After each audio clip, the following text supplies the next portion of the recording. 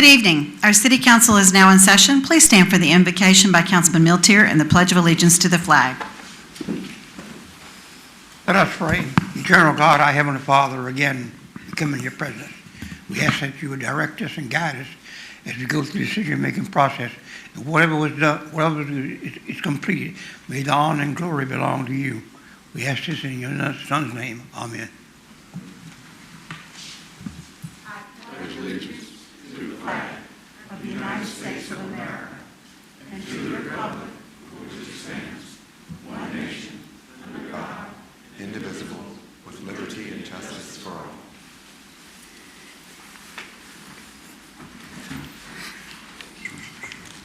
The Freedom of Information Act certification is required at this time. Madam Clerk, would you please present the resolution for consideration? A resolution certifying the closed meeting of December the 16th, 2020 pursuant to Virginia Code Section 2.2-3712. Now therefore be it resolved that the City Council of the City of Suffolk hereby certifies that to the best of each member's knowledge, only public business matters lawfully exempted from the open meeting requirements of Virginia law, and only such public business matters as identified in the motion convening the closed meeting were heard, discussed, or considered by the City Council of the City of Suffolk in the closed meeting. The resolution is presented for Council's consideration at this time. Thank you. A motion would be in order. Councilman Duman? So moved. Do I have a second? Councilman Goldberg? Please call the roll. Councilmember Duman? Yes. Councilmember Fawcett? Yes. Councilmember Goldberg? Yes. Councilmember Johnson? Yes. Councilmember Miltier? Councilmember Ward? Yes. Vice Mayor Bennett? Yes. Mayor Johnson? Yes. Motion is approved by a vote of 8-0. Thank you. Our next item is an approval of the minutes from the August 5th, 2020 regular meeting. A motion would be in order. So moved. Second. All right, we have a motion and a second. Please call the roll. Councilmember Duman? Yes. Councilmember Fawcett? Yes. Councilmember Goldberg? Yes. Councilmember Johnson? Yes. Councilmember Miltier? Yes. Councilmember Ward? Yes. Vice Mayor Bennett? Yes. Mayor Johnson? Yes. The motion is approved by a vote of 8-0. Thank you very much. We do have a special presentation this evening. It is a COVID-19 update. Mr. Manager, would you please provide the overview? Yes. Mayor, Vice Mayor, members of council, at this time it's my privilege to call Dr. Lauren James, Interim Health Director for the Western Tidewater Water Health District, to the podium to provide the presentation for the COVID-19 update. Thank you. Hello, everyone. It is a pleasure to be here with you all tonight. I see a few familiar faces. So I will be interim. You all have a wonderful health department, and we are recruiting for an amazing replacement for Dr. Wagner. So I will do things a little bit differently, but if there's any additional information you need from me, I can email that to Mr. Felder by tomorrow with any specifics. So let's go ahead and get started on our update. All right, so I thought it would be good to start with a pandemic metric of our region. So we know nationally, statewide, and especially, and all across the state, our cases are trending upward. So if you look in the eastern region, our cases are consistently going up, and at this time, we are at high burden of cases in the community.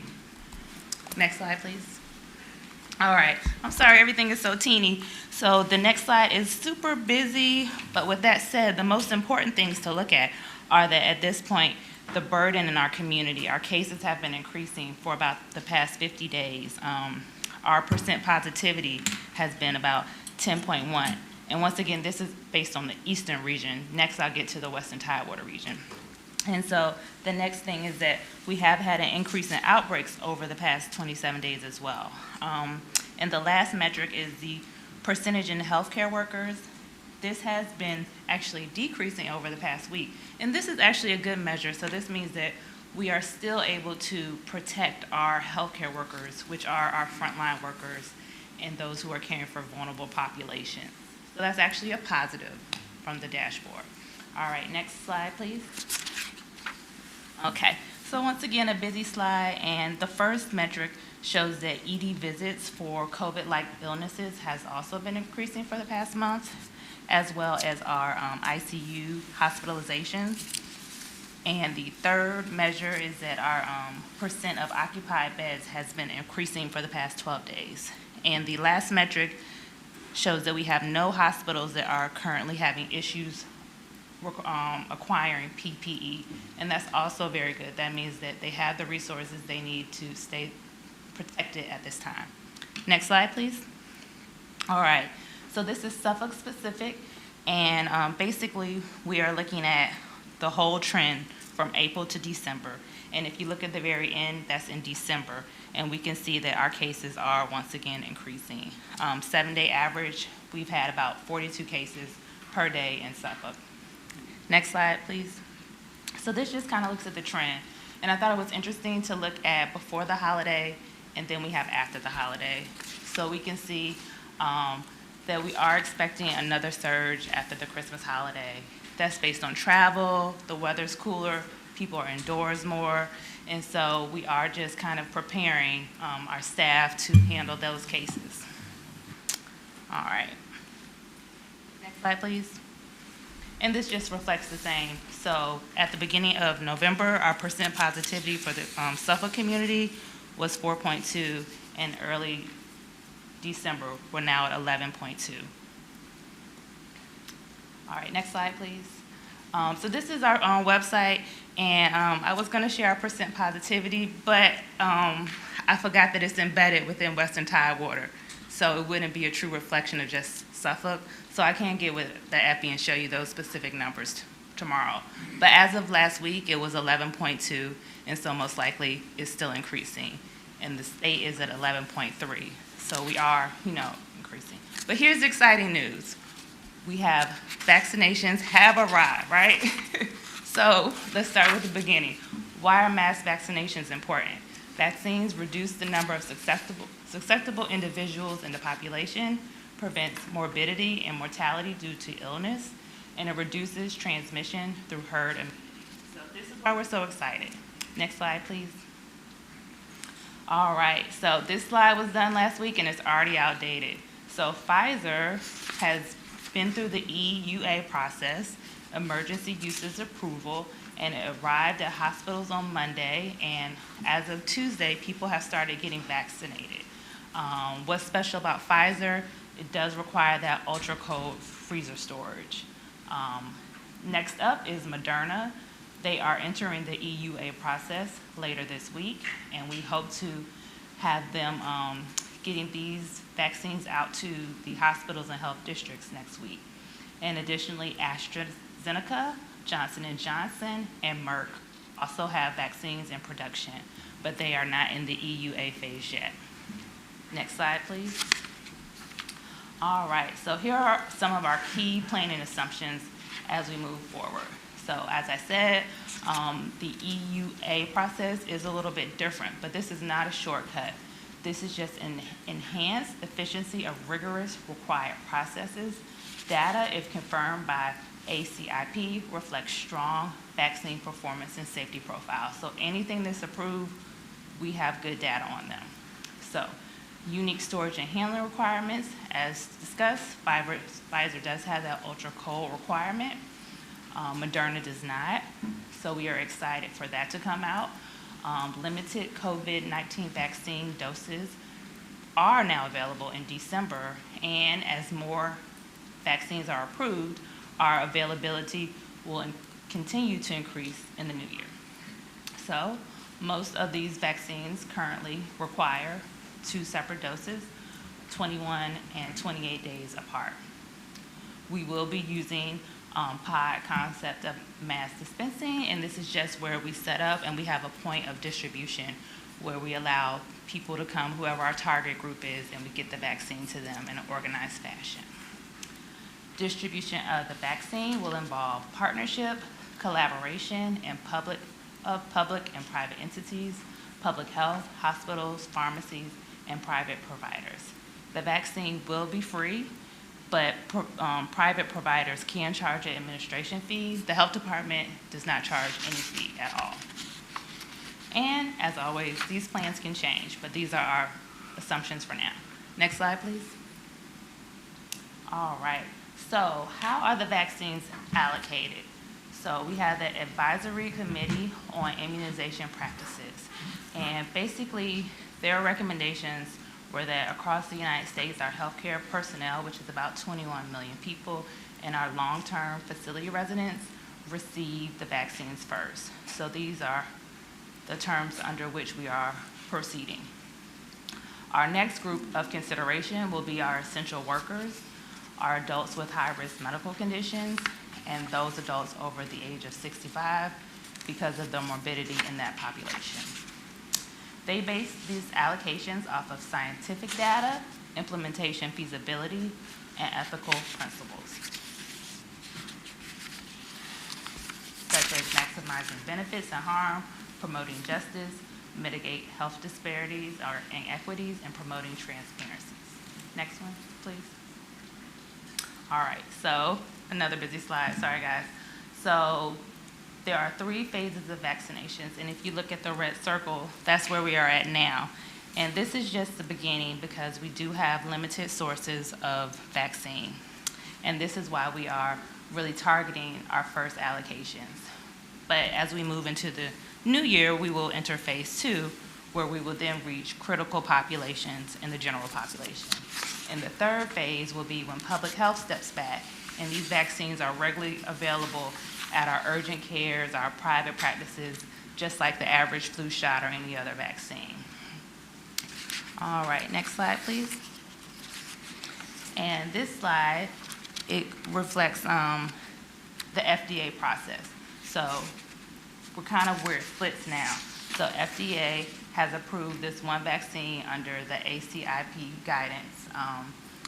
We are going to allocate. So half went to, not half, so CDC sent a certain amount to the pharmacies because the pharmacies will be doing the long-term care facilities.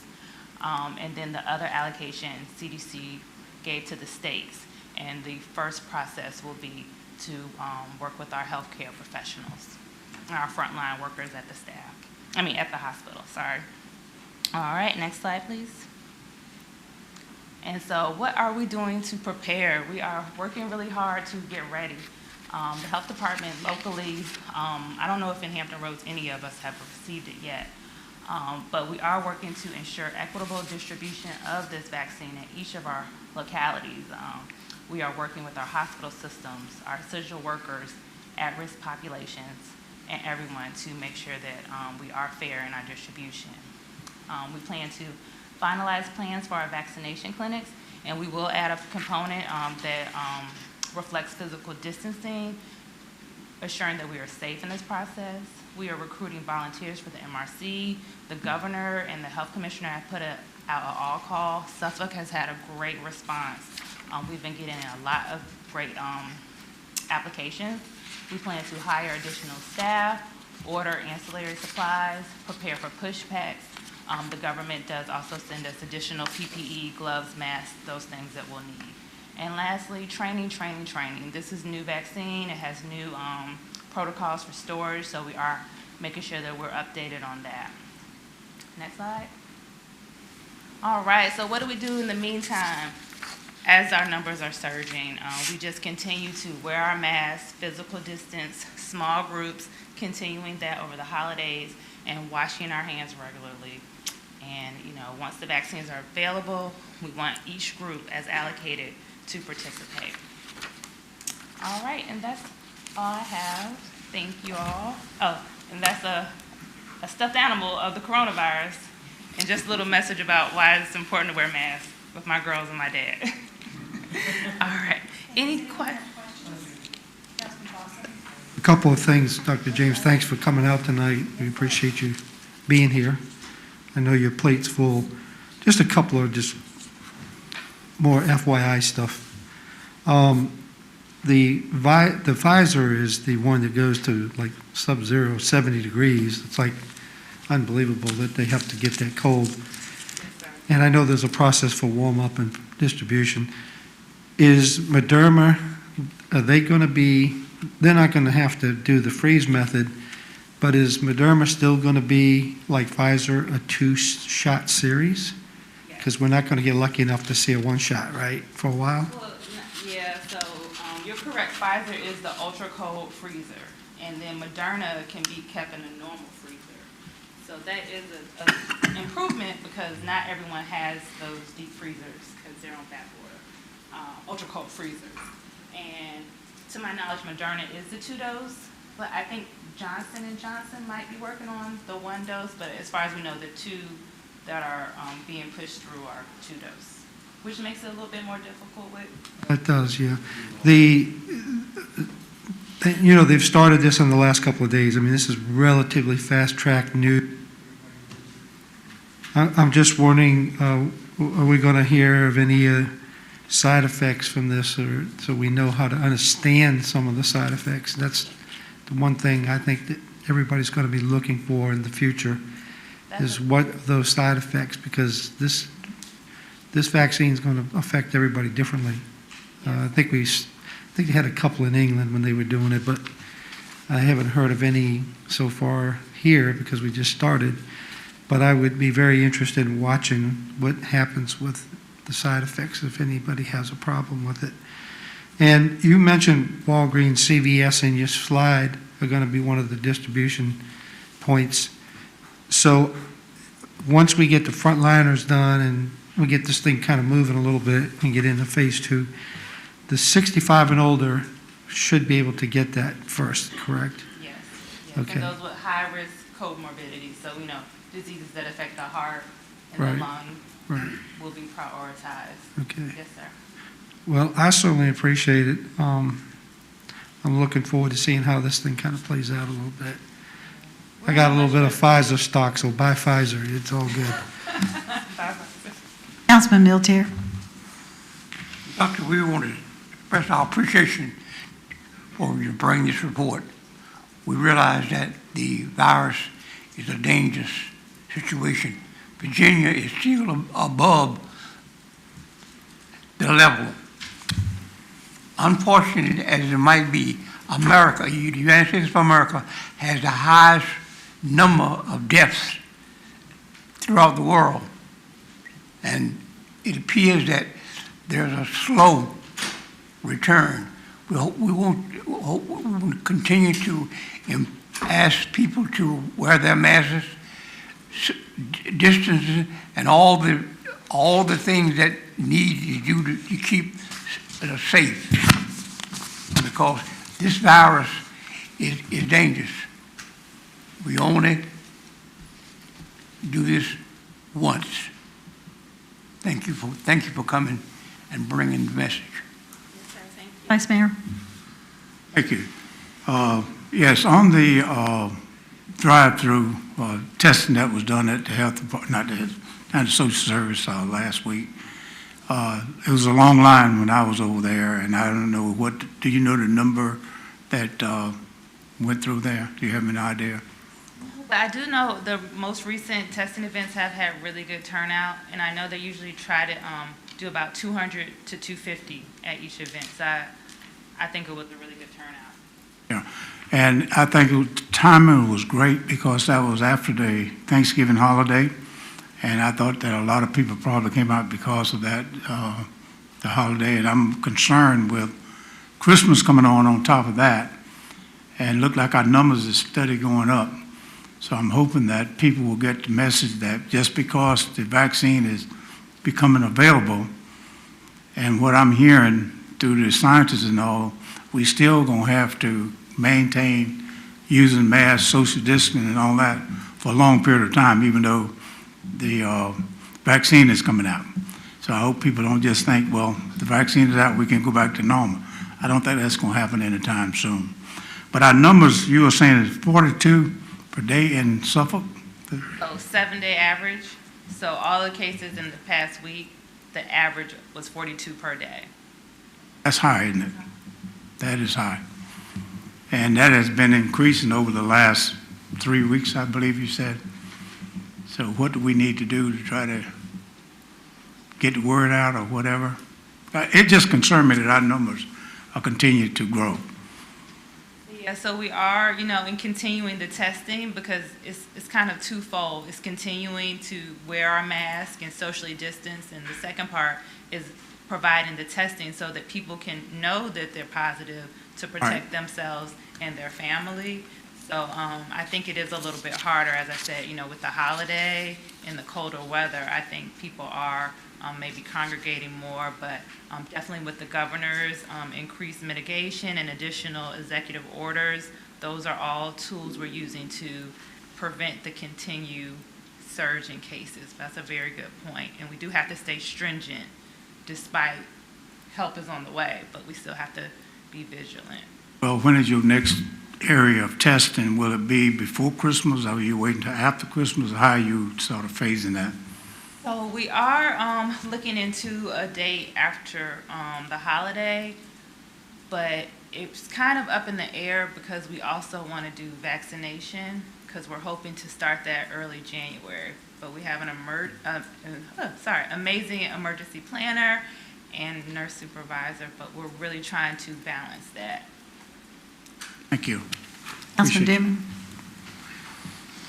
Mayor, thank you for your presentation, Doctor. Just viewing the presentation, it seems like there's two types of vaccines, a viral vector and an mRNA in layman's terms. Can you tell me what the difference is? So, in layman's terms. So basically, overall, what they do is fool your body to think that you've already had it. And mRNA is just the language of viruses. So like DNA was in our body, but viruses make the RNA. So that's what the first one is based off of.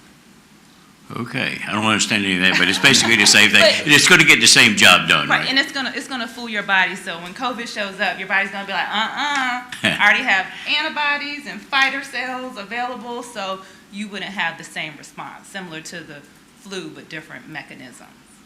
My other question would be, has anybody reached out to the Western Tidewater Free Clinic in regards to possibly distributing some of the vaccines or They are on our list, and we Okay. have a whole list of where we're trying to gauge their numbers of staff and so depending on the health system, it might or might not be mandated. So we really want to know how much they need. And so there are two ways to go about it. So we could give them their own supply, or they could come out to our testing event. So we want to see what's the best strategically. But we do have them in mind, and we have urgent care. So we have to think about all of our community providers.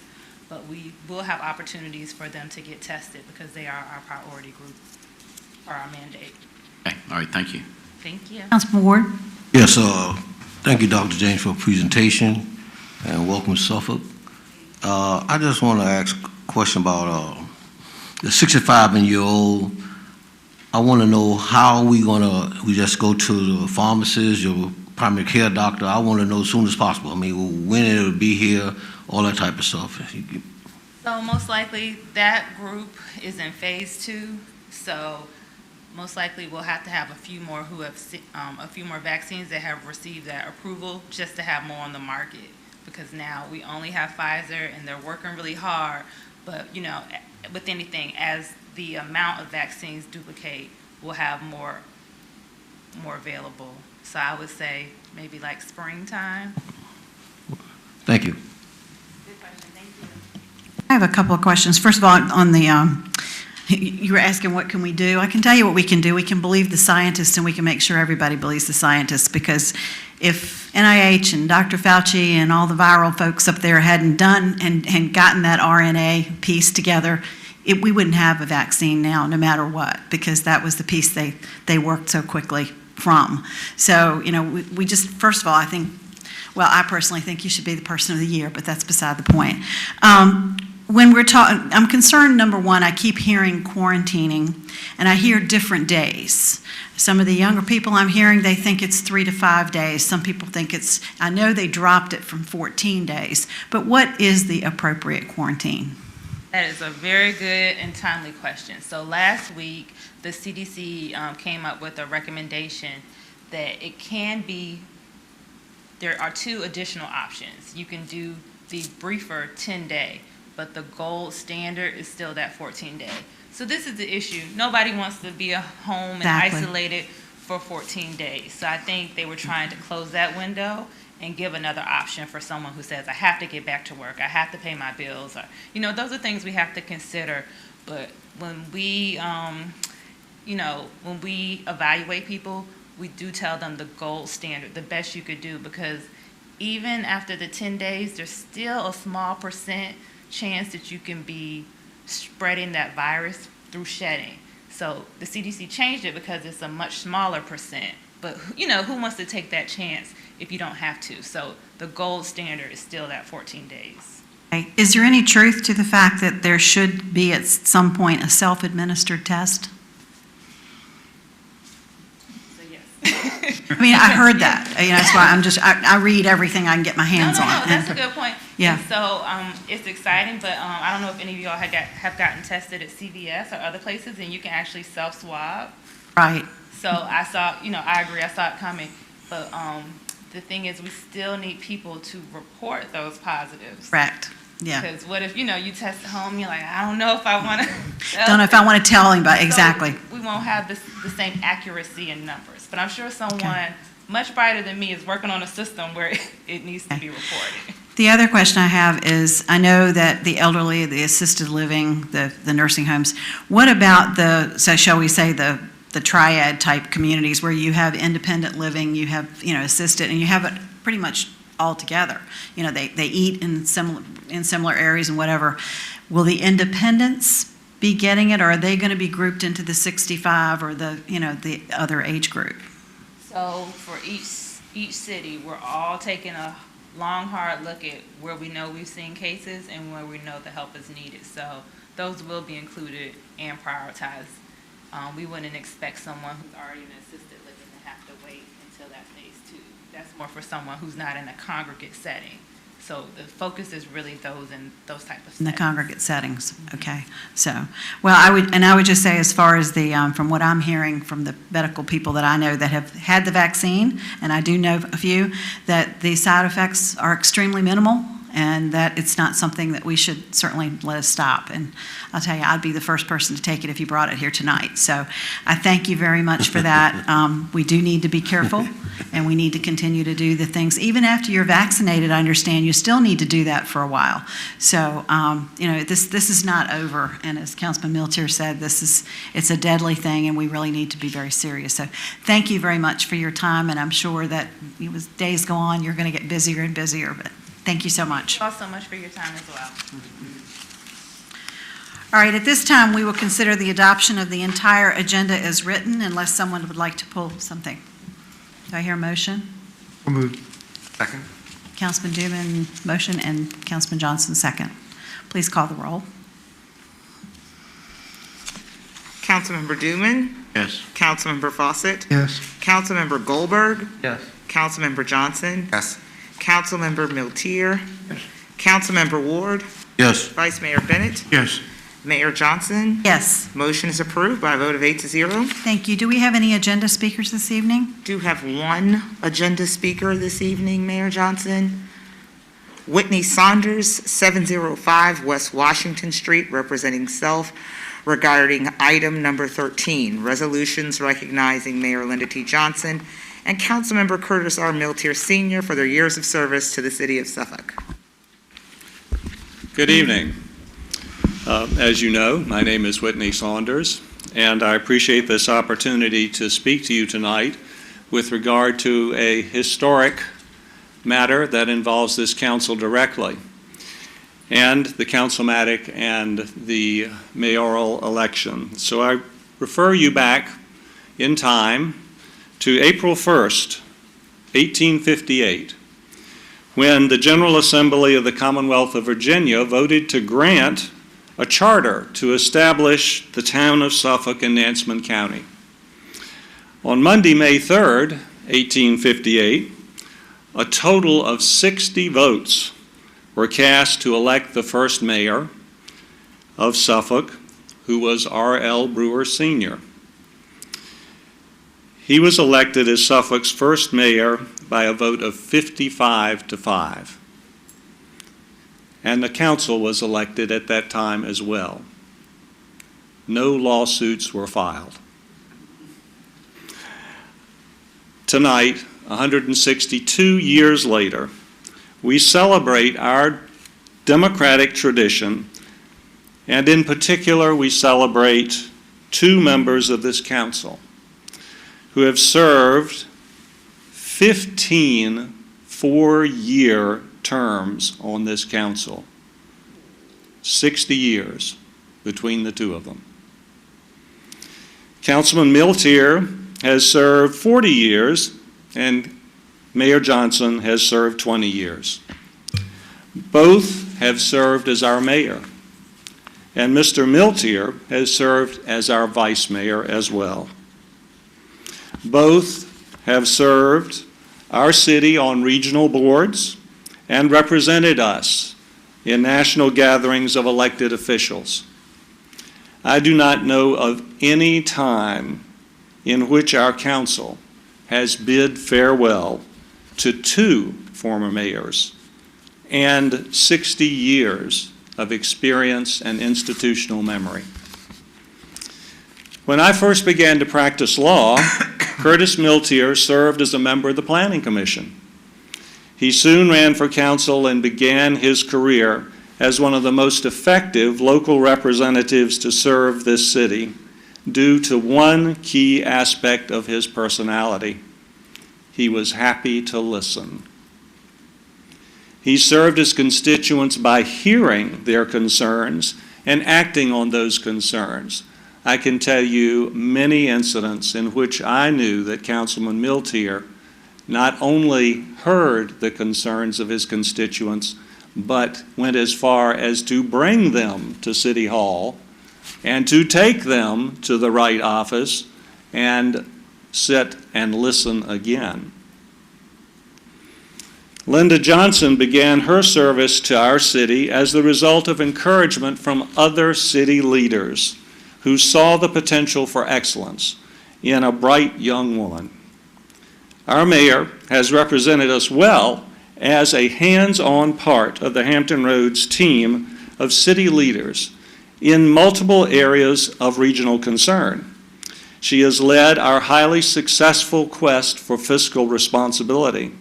And when disaster struck our city in the form of a tornado, she immediately led us into action,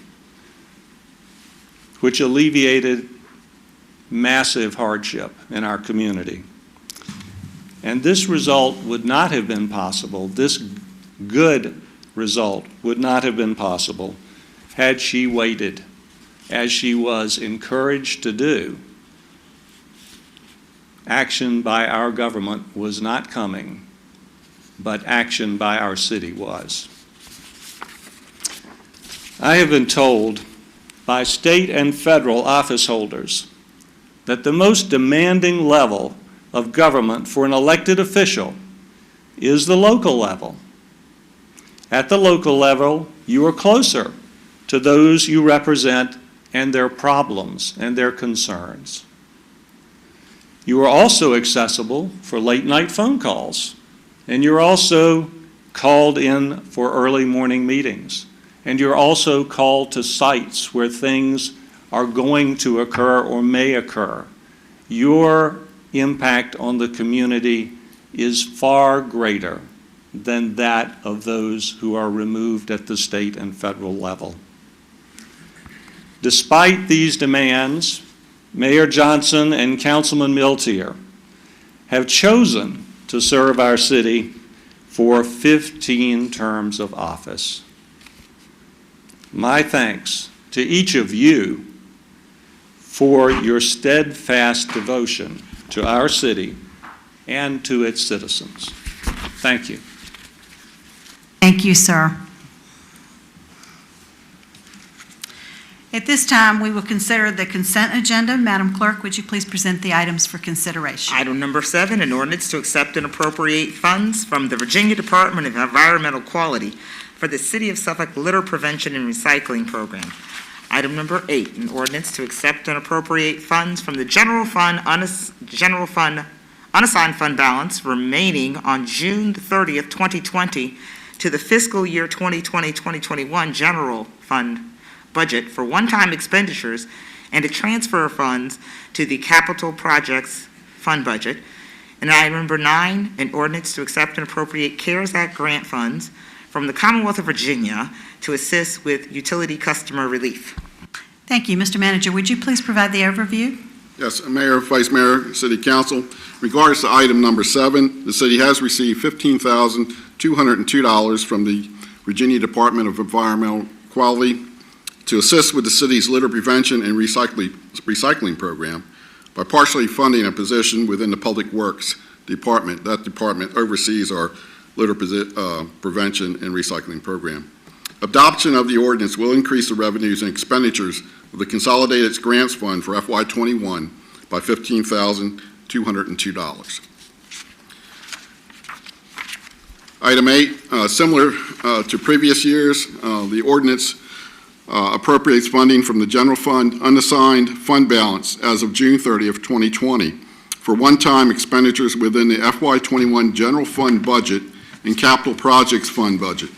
Adoption of the ordinance will increase the revenues and expenditures of the FY21 general fund budget in the amount of $1,683,250 and the capital projects fund by $500,000.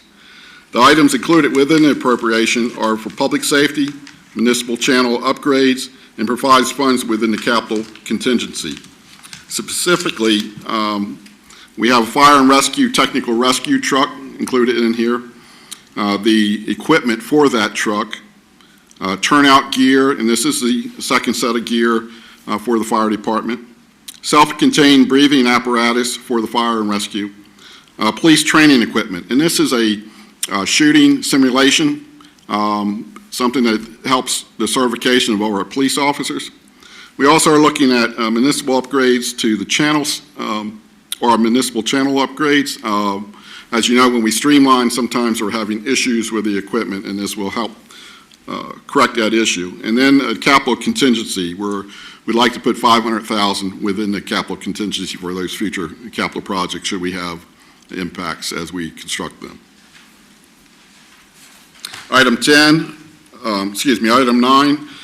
in regards to our earlier work session item where the Acting Director of Public Utilities, Paul Rattel, provided an overview on the HRUB's Utility Bill Pandemic Relief Program. I'm trying to get this out quicker. This ordinance accepts and appropriates that CARE Act grant funding from the Commonwealth in the amount of $1,378,452. And of course, adoption of the ordinance will increase the revenues and expenditures of the Consolidated Grants Fund by that same amount. All right. Do we have any questions? Councilman Fawcett? I didn't have a question, but I would like to move for approval of the consent agendas. Vice Mayor, second. Please call the roll. Councilmember Dooman, Yes. Councilmember Fawcett, Yes? Councilmember Goldberg, Yes. Councilmember Johnson, Yes. Councilmember Miltier, Yes. Councilmember Ward, Yes. Vice Mayor Bennett, Yes. Mayor Johnson. Yes. The motion is approved by a vote of 8-0. Thank you. We'll next move to our public hearings. And this public hearing, number 10, an ordinance to rezone and amend the official zoning map of the City of Suffolk to change the zoning from B2, General Commercial Zoning District, OI, Office Institutional Zoning District, M1, Light Industrial Zoning District, and RR, Rural Residential Zoning District, to MUD, Mixed Use Development Overlay District, for property located at 2906, 2910, 2916, 2920, and 2922 Godwin Boulevard, 2999, 3005, and 3009 Corporate Lane, and 1005 Commercial Lane. Zoning map 26, parcels 3*3C, 3*3D, 3*3E, 3*3, 3*1, 3*2, 3*2B, 3*2D, and 3*2C. I'm not going to read all of these account numbers. However, this is RZN 2019-011 conditional. Mr. Manager, please provide the overview. Yes, Mayor, Vice Mayor, Council members, this will be a presentation by two members of staff. Mr. David Hanley, Director of Planning and Community Development, along with Mr. Robert Lewis, Assistant Director of Public Works. And Mr. Lewis will address the traffic portion of this presentation. Mr. Hanley? As stated, before you have rezoning request RZN 2019-011 conditional, which is Godwin Parks, which was submitted by John H. Peterson III of the Terry Peterson Companies, applicant on behalf of Mark H. Brinkley, Northgate LLC, property owner, in accordance with Section 31304 and 31305 of the Unified Development Ordinance, to rezone and amend the official zoning map of the City of Suffolk to change the zoning from B2 General Commercial, OI Office Institutional, M1 Light Industrial, and RR Rural Residential Zoning Districts to MUD Mixed Use Development Overlay District for property located at 2906, 2910, 2916, 2920, and 2922 Godwin Boulevard, and 2999, 3005, and 3009 Corporate Lane, and 1005 Commercial Lane, zoning map 26 parcels 3*3C, 3*3D, 3*3E, 3*3, 3*1, 3*2, 3*2B, 3*2D, and 3*2C respectively. Affected areas further identified as being located in the Chuckatuck voting borough, Zone B2 General Commercial Office, OI Office Institutional, M1 Light Industrial, and RR Rural Residential Zoning District. The 2035 Comprehensive Plan designates this area as part of the Central Growth Area Suburban Use District. Pardon me. After all that, located in red on the map is the subject site. It is the area commonly known as the field between the hospital and Wawa, running back to Hill Point subdivision. On the map, you will see this. It does involve some existing pond area, but the area hatched in there is the area subject. There is an island in the middle of this rezoning, which is an existing office building, which is excluded from this request. Going through mixed use, you have a general overall plan for the development of the site. And mixed uses are a zoning entity unto themselves, and they have their own design standards and such. And as such, you start doing a land use plan, essentially like we have in the comp plan. This guides the development, and on this one, it shows the mixed-use commercial district, which would consist of commercial and office up front, and then the residential pods in the back, bordering the Hill Point development. Further then, you start to develop the infrastructure for this facility that's needed. This shows the different types of roads that will be developed in there. If you recall, coming in, Corporate Lane presently is a divided road section that would continue back into the terminus, back into the residential section, and it would be branched off for various other sections. You then start going down through the layers and further refining the proposals as far as what uses would be associated with what's pods, and analyze the compatibility so that you have the higher intensity uses associated with each other, and then you progress back in towards the existing residential development with the lower intensity developments. You then start exploring compatibilities. This is a look-see at a section through the area, showing some of the compatibility for the residential going up into the office area. And similarly, how the character would look. This then gets translated out into the design manual that you will hear referred to tonight. That guides the development, that sets the standards for trees, architecture, and different types of streetscape development. You then develop it further and put units assigned to each of those pods so that you get what the density would be and analyze those areas. This site is presently zoned as was indicated in the summary. Therefore, it has entitlement rights as far as development densities already. And you will hear some of that during the traffic presentation that Mr. Lewis will take care of. This is a phased project, and the phasing deals primarily assigned to the traffic issues assigned to this project. Based upon the existing development, there is a large area B2 that has development potential, and the RR also has development potential. It is capped. This was discussed during the development of the proposal. based upon the caps on traffic for the single-family developments, multifamily developments, and commercial office and medical office space. Then Phase 2 is anticipated to include the remaining of the multifamily units and the remaining commercial office space. And at this point, I will yield the facility and the lectern to Mr. Lewis, who will talk about traffic on this site.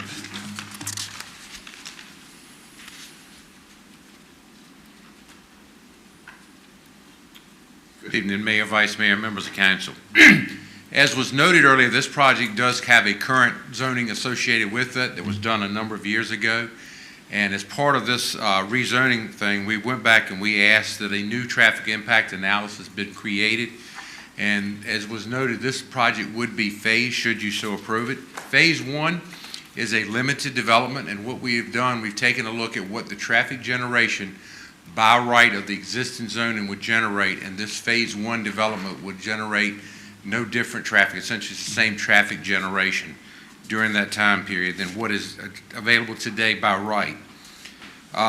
Again, you can see in the second bullet what that trip generation is. I would note for you this difference in the mix changes the timing of this traffic just slightly. So the AM peak actually rises slightly, but the PM peak makes a pretty significant drop, which is significant in that PM is usually when we experience our worst conditions out there on the corridor. As you'll note, Phase 2 does generate quite a bit of considerable traffic addition in the future, and again, that is deferred until some other improvements that we'll talk about in just a moment occurred. The improvements associated with Phase 1, so in this entire corridor, essentially from the Suffolk bypass all the way out to Kings Fork Road, we will require that the traffic signal timings be reanalyzed, and we will redo those and peak them out for additional traffic, change of the offsets, the splits, etc., to try to make that operate a little bit better. There are some improvements internal to the site that are noted in the traffic impact analysis that are here, and also most significantly at Godwin and Kensington, there's a slight change to the configuration of the laneage and the traffic signal out there on the highway itself. And I'd also note for you, there is a provision in there with this project that Suffolk Transit System be allowed to have a bus stop to, again, hopefully generate some more interest in that and maybe even remove some traffic from the corridor. Finally, we talk about the improvements to Phase 2. So what Phase 2 is actually dependent upon, there's two projects that we're currently pursuing through the Smart Scale program. One is the widening of Garden Boulevard from 4 lanes to 6 lanes, and again, this is essentially from the bypass down to Kings Fork Road. And secondly is to do some improvements to the Route 58 Godwin Boulevard interchange. And you may remember a few months back, you saw some presentation on some of these projects, and that's kind of an innovative interchange that we're looking at. Both of those projects are identified in our CIP that's upcoming to be submitted, and we have submitted applications to Department of Transportation to have these projects funded. With that said, at best at this point, it's probably a minimum of 6 years before that funding would become available should they be selected in this round, and we are still working with the Department of Transportation even as late as this afternoon trying to tweak those applications and answer questions and get that. There's always some alternatives out there. There may be an opportunity for some private funding, or there may be some other funding programs that we're not yet available to us that may come in that allows us to advance that capacity at an early time. And I'll be happy to answer any other questions at the end of the presentation. Thank you.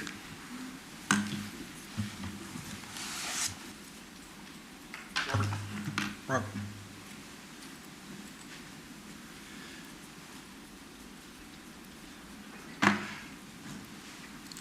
As council may remember, on mixed-use developments, the applicant gets to present his proposal regarding the generation rate based upon similar projects, because these mixed-use developments consist of a different mix of units. For instance, this one has a very large assisted living and age-restricted capacity on parts of it.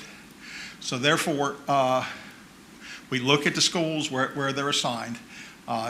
Like Hill Point has got a deficit. Kings Fork Middle has got a surplus currently, and Kings Fork High School has a deficit currently. And then we look at the by right that we talked to based upon the units that are in the RR area, about what they would generate. And then we looked at the number of units about how they would generate. And then we subtract the by right out from that generation rate, and then look at what the developer is proposing to us and see if that is a reasonable number based upon our history with these mixed-use developments. And therefore, it comes up with a lower proposed number of units. And as part of that, we look at, can those areas essentially move the capacity forward through a proffer to address that student capacity issue. They have moved forward for additional capacity in the system. There is in the CIP currently adopted, there is a downtown elementary school that is assigned to relieve part of the school capacity issue at Hill Point and at Elephant's Fork. There is a cost assigned to that, and also a new high school that is assigned to that project. They have proffered a full amount of the impact for the students to be generated by this development as part of their zoning application. So they have proposed that, and that's what the number comes out per unit down in the lower last block on this one. There are, as I stated earlier, there are design guidelines. I think it's about 90 pages on this one. It's a pretty thick book, going anywhere from my favorite one, which is landscaping, up to stucco and EFS and everything else about this, and into Robert's one, which is signage and street standards. So it has got a cap on the units. It's going to require an establishment of a property owners association because there is common area. There's park land interior into this. There is an advancement of school capacity at the elementary and high school levels, which is where the deficit occurs. There's phasing, and there are traffic improvements, as Robert went through. This shows the boundary. That gray area in the middle is the parcel that's got the office building on that is excluded from this request. And on November 17th, Planning Commission heard this request and voted 8-0 to recommend approval of the request with the accompanying proffers. As Robert stated, we stand to answer any questions at the termination of the public hearing. Thank you very much.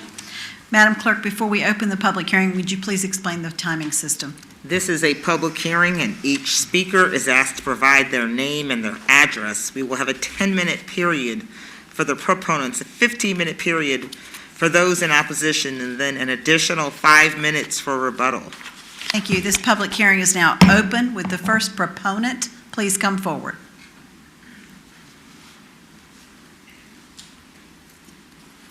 Good evening. My name is Mark Brinkley. My address is 4248 Lighthouse Drive in Suffolk. But it's my family that owns the farm that we're looking at rezoning. And I thought that it would be a good idea for me to kind of give you all a little history, because this has been something we've been working on with the city for a little over 20 years now. Back when the hospital bought the property next to my parents' farm, which was this farm was my dad's home place, we knew that the growth was going to start on Route 10, and my parents were okay with doing the development on the front of the farm. And if anybody's familiar with the farm, it kind of drops off about 30 feet to the rear back to the water. That's where my parents' home was. And my mom and dad, they were not going to let us do any development back in that area until they both passed away. So we went ahead and we met with the hospital. We set up the joint access points, the stoplights. We even put together design criteria for our park, for our commercial side, to look architecturally like the hospital, and we've kept that and maintained that throughout the entire 22-year period. Well, my dad passed away about 6 years ago, and when he did, my mom lived in the house for about another year, and she just didn't want to stay back there anymore by herself, so she's moved off the farm. And so they got my parents' home back there, and it's just a farm back there. And so I sat down with my family and I said, what do y'all want to do with the rest of this property back here? And they said, well, I don't know, what is your suggestion? And I said, well, let me go sit down and talk to the city. So I called Pat Roberts and Scott Mills, and I sat down with them and I asked them, I said, what do you suggest? What do you think the city would want us to do with this back on the back of the farm? And they both told me they felt like it should be a residential type of development.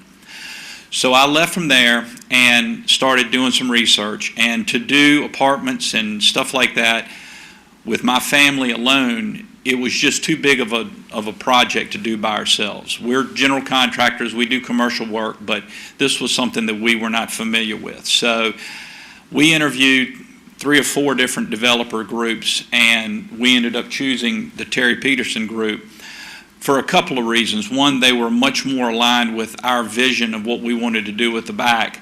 But 2, it allows us to stay in control of what we're going to do. And we will be 50-50 partners, but I have the last say in what we're going to do back there.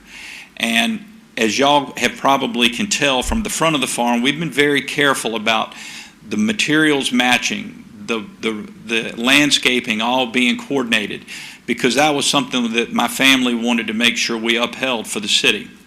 So we want to carry that through to the rear, because the rear of the property is absolutely gorgeous. It's beautiful water all back there. And Terry Peterson was willing to do that and work with us on that. So we chose them, and we are now going forward with trying, hopefully getting an approval so that we can start the rear of the property. We've spent the last year and a half working with the city to get through the traffic things that I didn't even know were a possible problem out there, and the schools, and we, I think, have done the best we could do to satisfy everybody. And all I can promise you is that I kind of am looking at, in 15 more years, I should retire. And it's going to probably take me 15 years to finish this development, which I would very much like to do, and leave it the way we started it for the family. Because this is something we want to keep and maintain in the family so that we're sure the quality level and everything stays to where it is today. Next speaker, please. Thank you. Thank you. Good evening, Mayor, Vice Mayor, council members. I'm John Peterson, the Terry Peterson Companies. Our company is based in Virginia Beach, but we've been working in the city of Suffolk for a long time, and appreciate the opportunity to speak with you all. Appreciate the words from Mark Brinkley as well. This was a nice invitation from them to work on this piece of property with them. As he mentioned, we filed this application over a year ago, and we obviously dealt with some timing challenges with the pandemic and everything, but the reason why it's taken us this long is because we've worked very closely with the planning department, Public Works, and we appreciate their efforts. We appreciate the efforts of the acting city manager as well. The results of all that work is that we are presenting to you all a rezoning application that is in full compliance to both the letter and the spirit of the mixed-use development ordinance. And our hope is that you all will recognize the fruits of that work.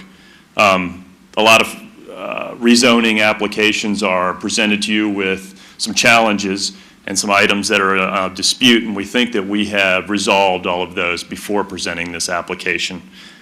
Things like the school impacts, traffic impacts, even stormwater, and some of the other items that are critically important. Our goal, again, is to make this an easy task for you all to see the vision for this piece of property and how this fits in with the character and the growth in this corridor. So we ask for your approval, and we'll certainly be available for any questions afterwards. Thank you, sir. Next speaker. Anyone else to speak in favor of? Do we have anyone to speak in opposition? No one to speak in opposition? We have a 5-minute rebuttal period.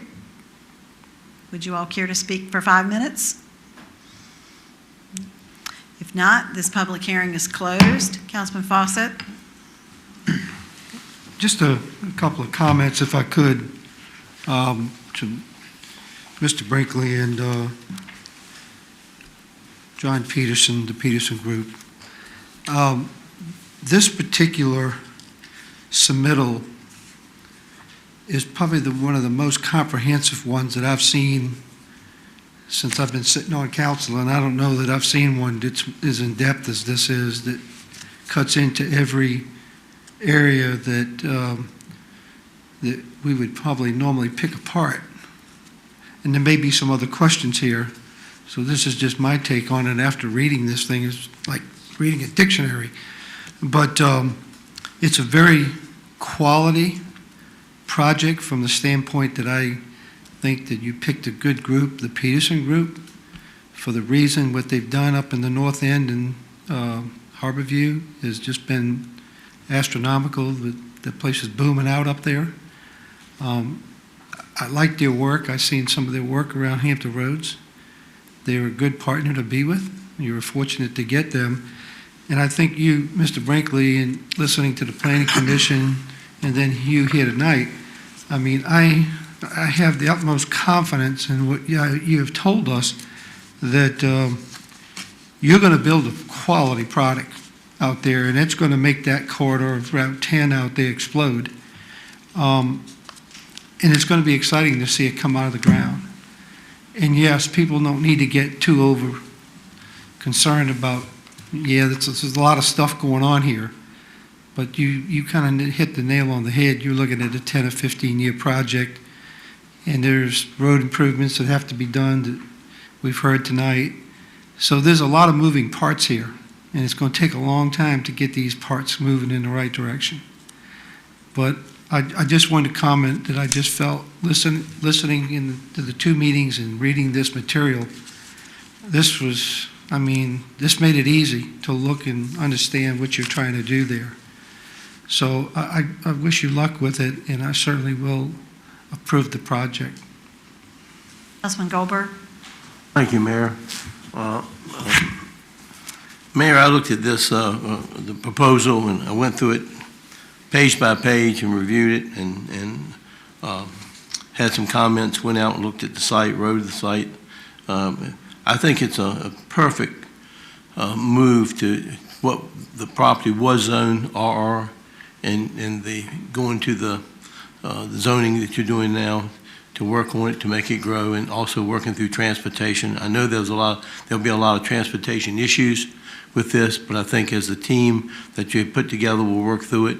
I think there's certainly some partnerships in that are very important that are going to be there, and I can't think of a better design for this property than what's been proposed. And I thank y'all for your effort and for your stick-to-itiveness of making this happen. And I stand very much in support of your project, and would make a motion just to get it started, Mayor, for approval. I have to second it, but that's okay. Thank you, Mayor. This is in my borough, and I'm very, very, very, very familiar with this particular corridor because I've been driving it for the last 40 years and just seen I don't even know if I come up with the right adjective for the amount of development and change that there's been between the 58 bypass and Kings Fork Road, from moving to the hospital and the catalyst that provided. I've seen what Mr. Brinkley has done, down the street. We've had some excellent projects, but still, bottom line, like it usually does, it comes down to traffic in schools. And what is allowed now by right versus the change that is being suggested. And I think lots of times when it's reported that a certain project has been approved for a certain number of homes, we fail to realize that this is not going in a field, it's not going in a piece of land that is currently zoned agriculture where you can't have any building. It currently has multiple different zoning designations from RR to OI to, I can't remember what else, it was at M1 even, which allows for certain things. So looking at the traffic, there's actually the AM traffic generation is almost the same, and the PM is significantly less. And having a great deal of experience, as Mr. Lewis does too, we finally got that little extra interchange coming off of 58 to keep traffic from being 58. So it's a very high traffic area in the PM time frames when people are coming home from work. So this is substantially less what's being suggested. I could not approve this without the phasing. I mean, the phasing is the key, because it's the only way the additional 260 residences will be able to be constructed will be once the road system is adequate to handle that additional traffic flow. So, that is huge. Student generation, of course, we're waiting for a facility study to get back with the projected additional students over the next 10 years. I believe we're going to have the capacity. Exactly where, how, and when, I'm not exactly sure, but the number of students projected for the next 10 years was only 600 throughout the whole city. In addition to that, the proffered guidelines, unlike Councilman Goldberg, I didn't read this page by page. There's a lot, but just kind of glanced through the guidelines. The proffered conditions, the design guidelines, the Property Owners Association, the fact that half of the multifamily, 260 will be one bedroom, so there's no student generation there. And most importantly, the phasing and traffic improvements. So with that being said, I concur with Councilman Goldberg. I don't know if there was a second to the motion yet, or have you already seconded? Yes, sir. Okay. Yes, sir. Councilman Foster motion, so I support the project as well. Councilman Johnson? And I just want to say, because I'm often a critic of development, but if there ever was a development that should happen, this is probably the site for it, because it certainly has been well thought out. And Mr. Peterson, I know you do great work, but I think just as much you're fortunate to be involved with the Brinkley family, because I think this was presented to us in this way because this is the way that they do business. It's well thought out before the process goes forward. And with that, I'm excited. I'm excited for the city. I think it's going to be a great project. I think it's exactly what should happen on Route 10. Now we do need to widen that road, guys, and when that happens, it can go full-fledged forward, but I also concur that it's a good project for a good site, and I think it's to the good of the city. Thank you. And I'd just like to make a few comments. I guess I go back on this prior to my time on council. I remember a meeting with a man called Bob Williams that had the vision of Harborview and the mixed-use development and how that was going to play out. And then when I looked at it on the map on the wall, it looked huge to me, and I admit I didn't understand all of the pieces, but at the end of the day, it pretty much played out exactly the way it was supposed to play out. And of course, for whatever people want to say, it's been a tremendous economic revenue engine. It's a tremendous place to live. It's a tremendous place all the way around as far as I'm concerned. Are there issues for traffic? Certainly there are. But then we move over to Route 10, and as we all know, that's our second growth corridor. That was the plan. That was always the plan. And what do we get when we best work things? We work the plan and it works.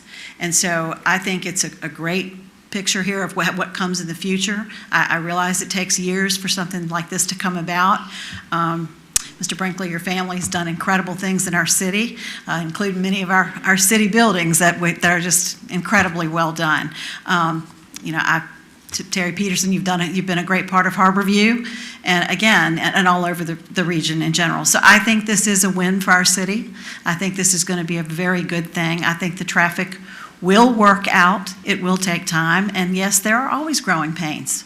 As I told someone the other day, maybe growing pains, people look at me and they've seen growing pains, but that's okay, because my city either had to grow or it had to wither on the vine, and I chose for it to grow. So I really think tonight this is a great move forward, and I think it's going to be a great thing for our city. And with that, I believe we have a motion and a second. Anyone else? If not, I'd ask that you call the roll. Councilmember Dooman? Yes. Councilmember Fawcett? Yes. Councilmember Goldberg? Yes. Councilmember Johnson? Yes. Councilmember Miltier? Yes. Councilmember Ward? Yes. Vice Mayor Bennett? Yes. Mayor Johnson? Yes. The motion is approved by a vote of 8-0. Thank you very much.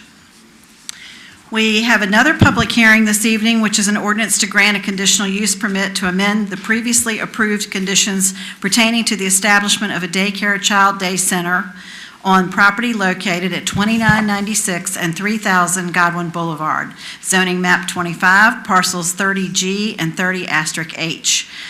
There are some account numbers here, and this is conditional use permit 2020-020.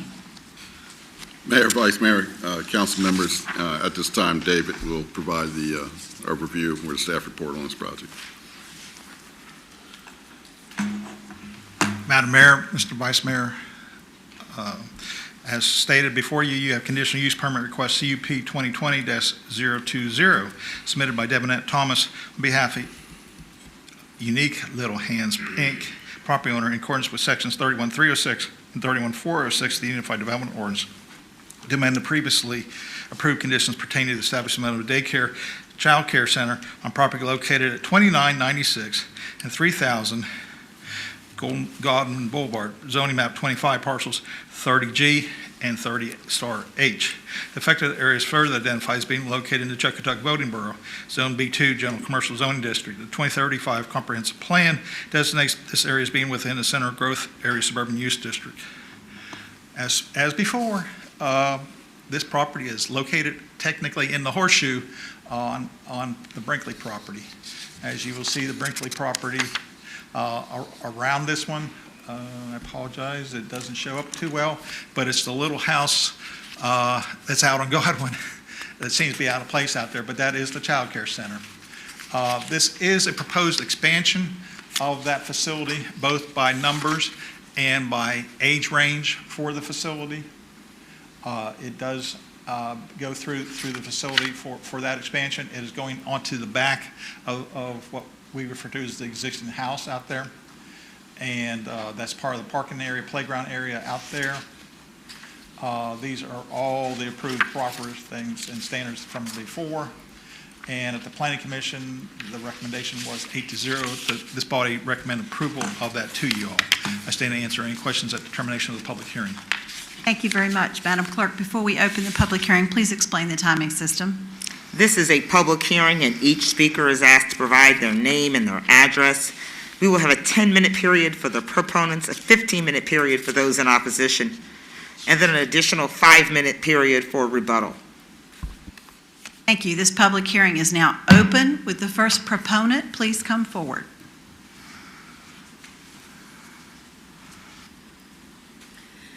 Good evening, Mayor and Councilman, Vice Mayor, and council members. My name's Devinette Thomas. I am the owner of the said daycare and property, and I want to expand because business has been very good there. We turn children away every day. There's a great need for childcare here in this city. And I would like to say that one of the reasons that I worked for Norfolk Southern for 17 years prior to starting the daycare. And one of the reasons that I wanted to start a daycare was because of all the horrible experiences that I had when my children were growing up. Because if you know anything about working for the railroad, you don't know when you're going to get off. You get off when your work is done.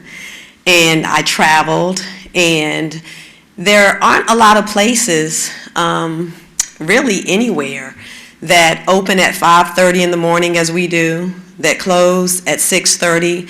A lot of child care facilities, they like to do what I call vet children, right? And if any of you have children, you know, there's no adage that a lot of people say. They say, well, kids don't pick their parents. Well, guess what? Parents don't pick their kids either. And so I had some rambunctious children. I have 4 children of my own. I have a child with severe cerebral palsy who is now 29 years old. And so in my experience, it was very difficult to find people who would take care of a child with special needs and things like that. So that's why the business is called Unique Little Hands. I also own a second daycare center in Franklin, Virginia. It's Unique Little Hands too. And what we like to do is meet children where they are, whether you have a child who has cerebral palsy or autism, whether you have a job where you start earlier than most, work later than most.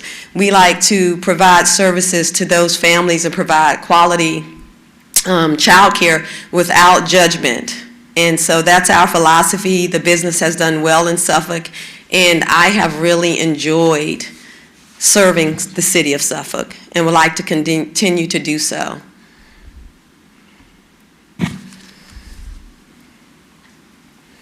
Anyone else to speak? Anyone else to speak in favor of? Do we have anyone to speak in opposition?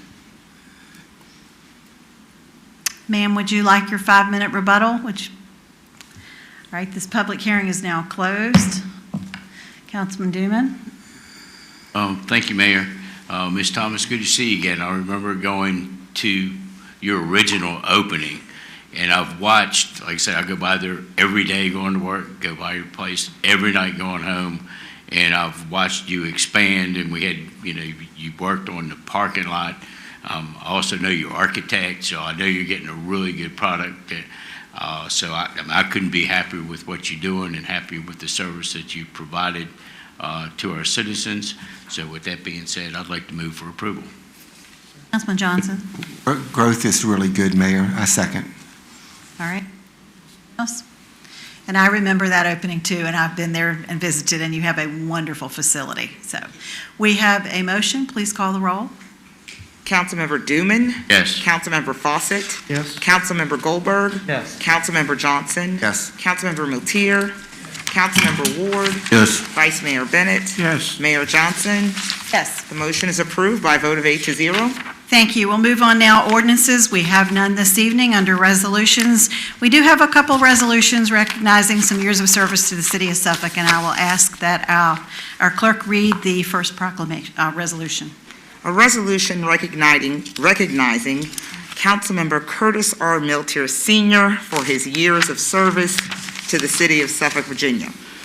Whereas Curtis R. Miltier Sr. was first elected to the Suffolk City Council in 1980 as the Whaleyville Borough Representative, and whereas he was then re-elected as the Whaleyville Borough Representative for 10 consecutive terms, which totals a groundbreaking 40 years of service on the Suffolk City Council.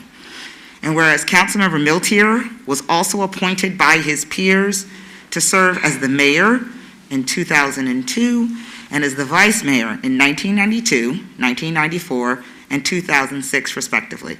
And whereas he contributed to the city's AAA bond rating, thereby improving the city's borrowing ability and provided funding for projects to positively impact the lives of our residents. And whereas during his tenure on the Suffolk City Council, Councilmember Miltier served as a member of the city's Human Services Committee, as the chair, as a member of the Virginia Municipal League Finance Committee, and numerous other local, regional, and state boards and commissions. And whereas in recognition of his political activism and community engagement, he received the Jesse Ratley Politician Action Award in 1984 and the First Citizen Award from the Suffolk Rotary Club in 2005. And whereas the Suffolk City Council extends its appreciation to Councilmember Curtis R. Miltier Sr. for his steadfast commitment and insightful diplomacy, and wishes him the best with all of his future endeavors. Now therefore be it resolved, I have hereunto set my hand and cause the seal of the city of Suffolk to be affixed this 16th day of December in the year of our Lord 2020. A resolution has been presented for council's consideration. A motion is in order. Vice Mayor? So move. Second. I have a motion and a second. Please call the roll. Councilmember Dooman? Yes. Councilmember Fawcett? Yes. Councilmember Goldberg? Yes. Councilmember Johnson? Yes. Councilmember Miltier? Councilmember Ward? Yes. Vice Mayor Bennett? Yes. Mayor Johnson? Yes. The motion is approved by a vote of 8-0.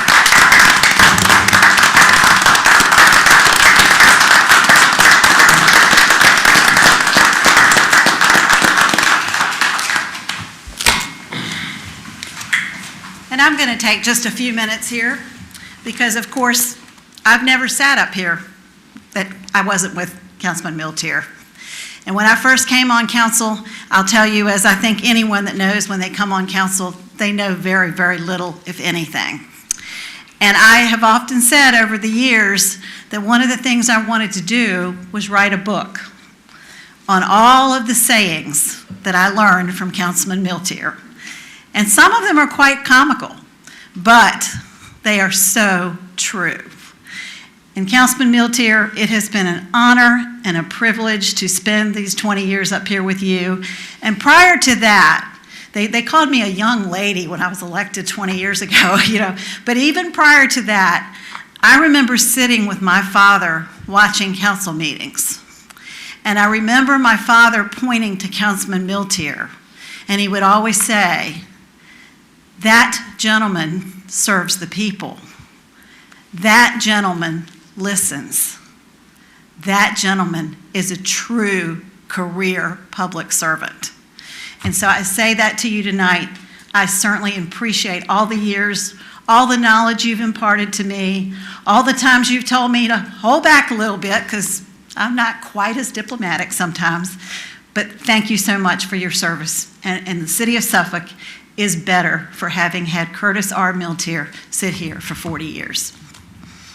I want to say thank you very much.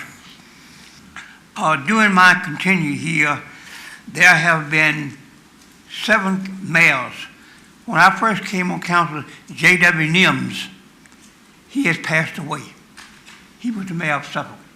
Jimmy Carter was the president of the United States during that time. There have been 42 council members have come and gone since I've been here. Come and gone during that time. I want to give thanks to the citizens of Whaleville for giving me the opportunity to have served them. It has been a rewarding experience. I couldn't have gotten this experience nowhere, in school, out of school, but being available. I've had the opportunity to, citizens will call me, they had a problem. I would call the city manager and get an invitation to come and talk with him. I would go with them. And the 3 of us, or 4 of us would sit around the table and discuss their matters. And result of that, some people got their matters taken care of. Nevertheless, I wanted to wish the city that I was born in Nassau County in Saratoga in 1931, 89 years and 11 months ago. Nobody here in this room have been on earth as long as I have. Nobody in this room right now have been on earth. But never, it's not because I've been so good, but because the Lord has blessed me with some things that I want to mention. He blessed me with a sound mind and a long life. I want to thank the citizens of Whaleville for that. So I shall never forget. I've got some cards and telephone calls from citizens in Whaleville that we have made contact with over the years. When the time has come, it is time to go home, it's time to go home. It's my time to go home. January 21st, 2021, I'll be 90 years old. Who in here is reaching 90? Nobody. Some people here 75 and 80, but you haven't reached 90 yet. Okay. I want to thank, I'm hoping that this city will continue to prosper. This is my home. I went to Korea during the Korean War, wounded in North Korea. Came home, I said, look, if I can go to Korea and fight for the Koreans, I can come home and help my people here which I live. I had the experience of being in Kentucky, and we're planning on going out there sometime soon when my wife gets a little better. Her home is there. There was a guy called Happy Chandler, who had been elected governor of Kentucky. And he said at that speech, and I was there, in Frankfort, Kentucky. Frankfort is the capital of Kentucky. I went to a small town around some mountains. And he said, look, the Supreme Court has made a decision on school desegregation. Nobody likes it. He said, but look, he said, we're not going to be like Virginia and the other southern states, mass resistance. We're going to obey the law. The federal government has money they put in these schools, and we're going to comply with the law. And I was very proud of Happy Chandler. I said, when I retire, I may go back to Kentucky to live. Happy Chandler is no longer there. He was a good man. There's some radicals out there in Kentucky now. The radicals. I've been listening to them on television. But nevertheless, thank you for giving me this opportunity. It's one that I shall never forget. Even though I may live to get 100. But my memory will still be on the opportunity you gave me. Thank you, and may God bless this. Unlike Mr. Biden, God bless the troops. God bless this city of Suffolk and the National County. Thank you very much. Madam Clerk, would you please read the next resolution? A resolution recognizing Mayor Linda T. Johnson for her years of service to the city of Suffolk, Virginia. Whereas Linda T. Johnson was first elected to the Suffolk City Council in 2000 as the Sleepy Hole Borough representative and was re-elected for 2 additional terms. And whereas Mayor Johnson was also appointed to serve as mayor in 2006, thus making her Suffolk's first female mayor. And whereas in 2008, Mayor Johnson became the city of Suffolk's directly elected mayor, and she was re-elected mayor in 2012 and 2016. And whereas a result of her leadership and commitment to sound fiscal management, Mayor Johnson guided Suffolk to a AAA bond rating, thereby improving the city's borrowing ability and providing funds for projects to positively impact the lives of our residents.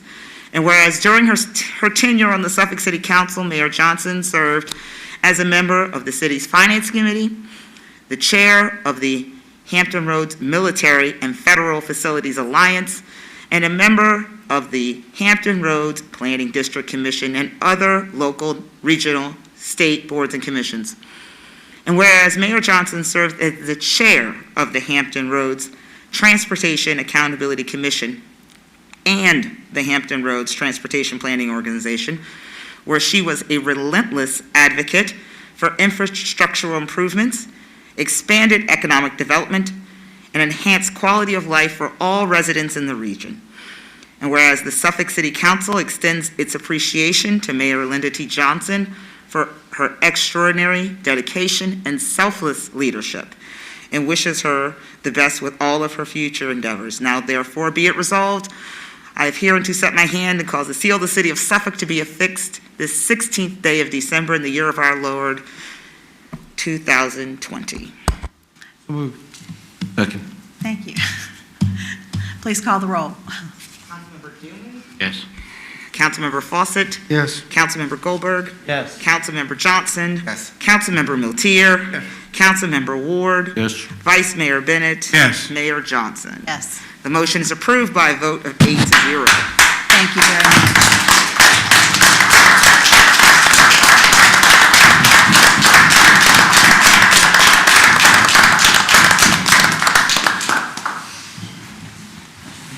Certainly. Vice Mayor? Thank you, Mayor, and I would just like to say that, I can remember when you first ran for city council, and our dear friend, Ms. B. Rogers, were the councilwoman before you, and at that time, when you was running, just time you decided to run, they was having a debate at National River High School. You might not remember that, but some people try to get you not to come to the debate because you just lost your father.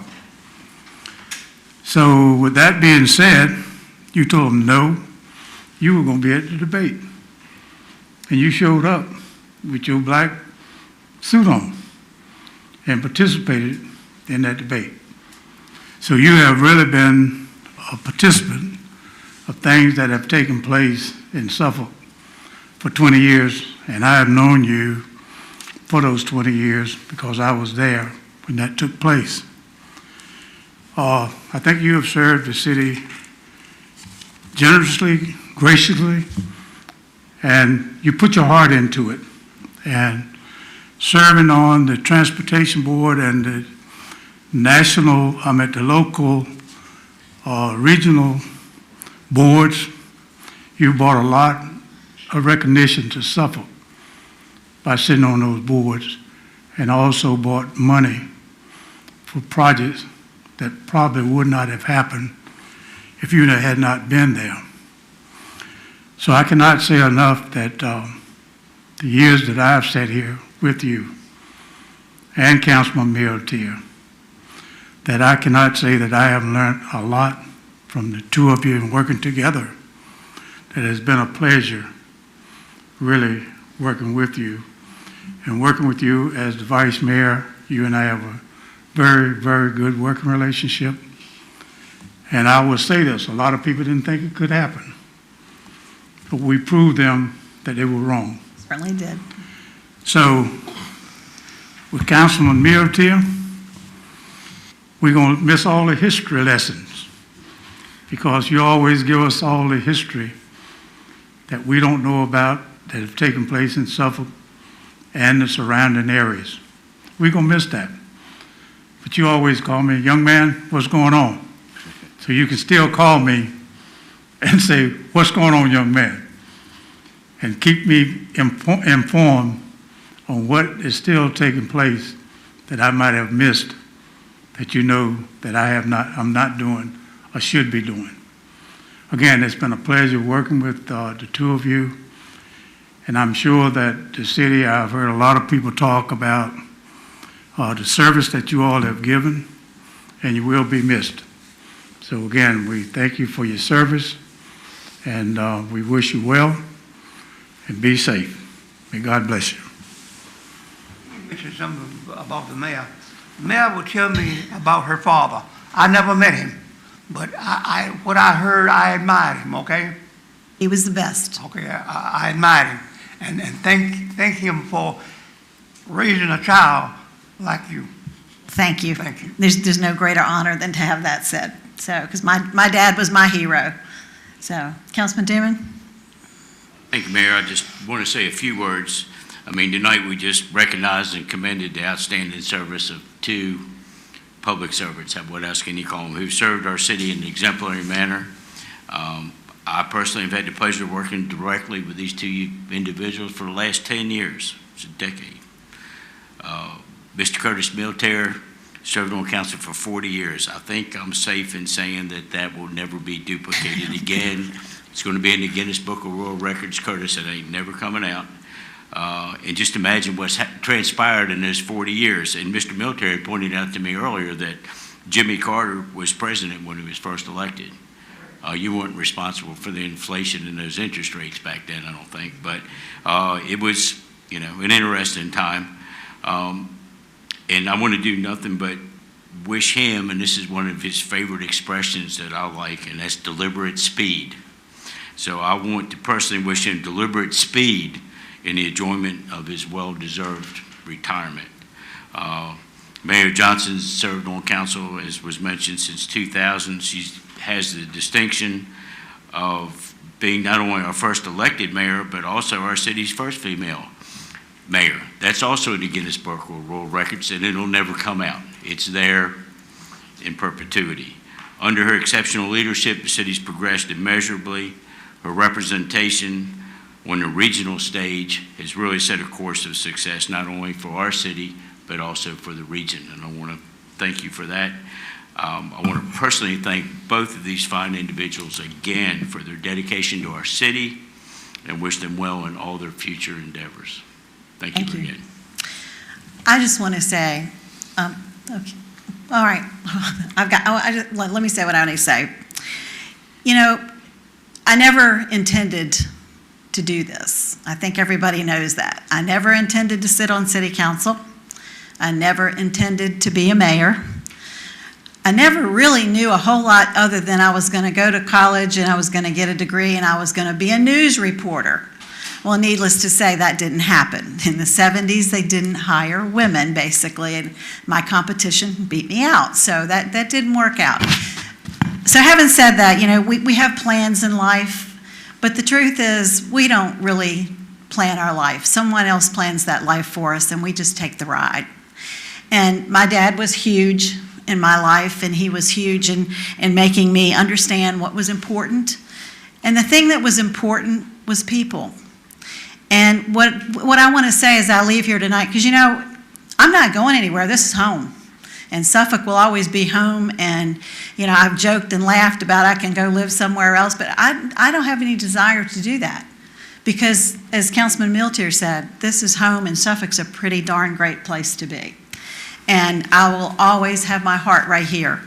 But what I learned when I came here was, I guess I didn't really know all the fabulous people that actually run our city. And I say that with just total respect and regard for, I'm looking back here and I'm looking at our firefighters and our police officers and the people that come to work every day. And yes, I'm going to say Erica Dawley and Hellevi Holland and the people that I've spent day after day, Diana Klink, I've spent day after day with you.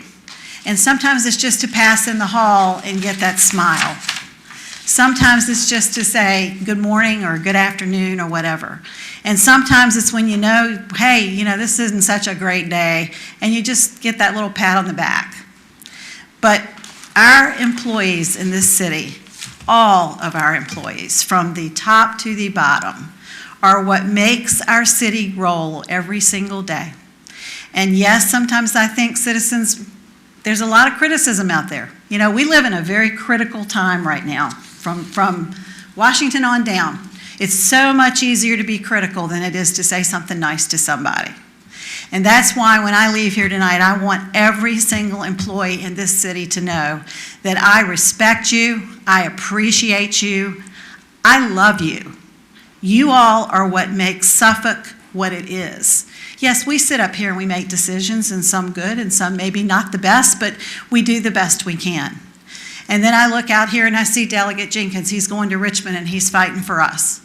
It's all about people all getting together and fighting for one another, working hard together. That's what it takes. It takes the region, it takes the state, it takes the federal, it takes everybody. And if I could say one thing tonight is that the only disappointment I have is that when I leave here tonight, there is not a woman on this council. That to me is a disappointment because I had hoped that by now there would be more. And so I will say what our Vice President-elect says. I may have been the first, but I truly know I will not be the last. And I want women to know that they deserve to sit here, they deserve to have a part in their government, they deserve to be acknowledged as being equal in their knowledge, in their intelligence, and just do it. I just say to every little girl sitting out there, know you can do it, and do it. And that takes nothing away from the little boys. I'm just saying to the girls because I think they need to hear it more often. Because if you look around, we're still a minority when you look into the world of government, and that needs to change. So I'm grateful for this opportunity. I love this city from the bottom of my heart, and I will be right here helping people as much as I possibly can. And the other thing I want to say is to the man at home, because I have to tell you, the person that gives the most when you sit in this chair is your spouse, because that's the person that you generally end up putting second. And I have already told him that. And it's not something you intend to do, but it just happens. And so I say to him tonight publicly, thank you for all the years of never reminding me of all the things that I did not do first with you. And now's the time for me to do that. So with that, I say thank you to everyone, and it has been a true privilege and honor, and I love this city from the bottom of my heart. Councilman Fawcett. Well, first off, Mayor, I don't have a script. Also, Curtis Miltier. I haven't been here quite as long. I think there was a lot of elegant speeches tonight about everything, the accomplishments and what you've done. I've only been sitting with you and Curtis 2 terms, but they've been a great 2 terms. I think that I've seen a lot of stuff accomplished in just the short time that I've been here. And both of y'all can sit and look at how the landscape has changed drastically in this city. But with Curtis and his steadfast coming to council and voting and taking care of business, that's one reason we're in that direction. And for Mayor Johnson, everything that you've been involved in since 2000, and you've had your hand in to fight to get us where we're at. Today, you were a big part of that. No one can take that away. I remember you telling me when I first came on, it's AAA, keep it in your head, AAA, AAA. People don't understand that, and I know people get tired of hearing it, but it is a true fact what that really means for us in the financial world.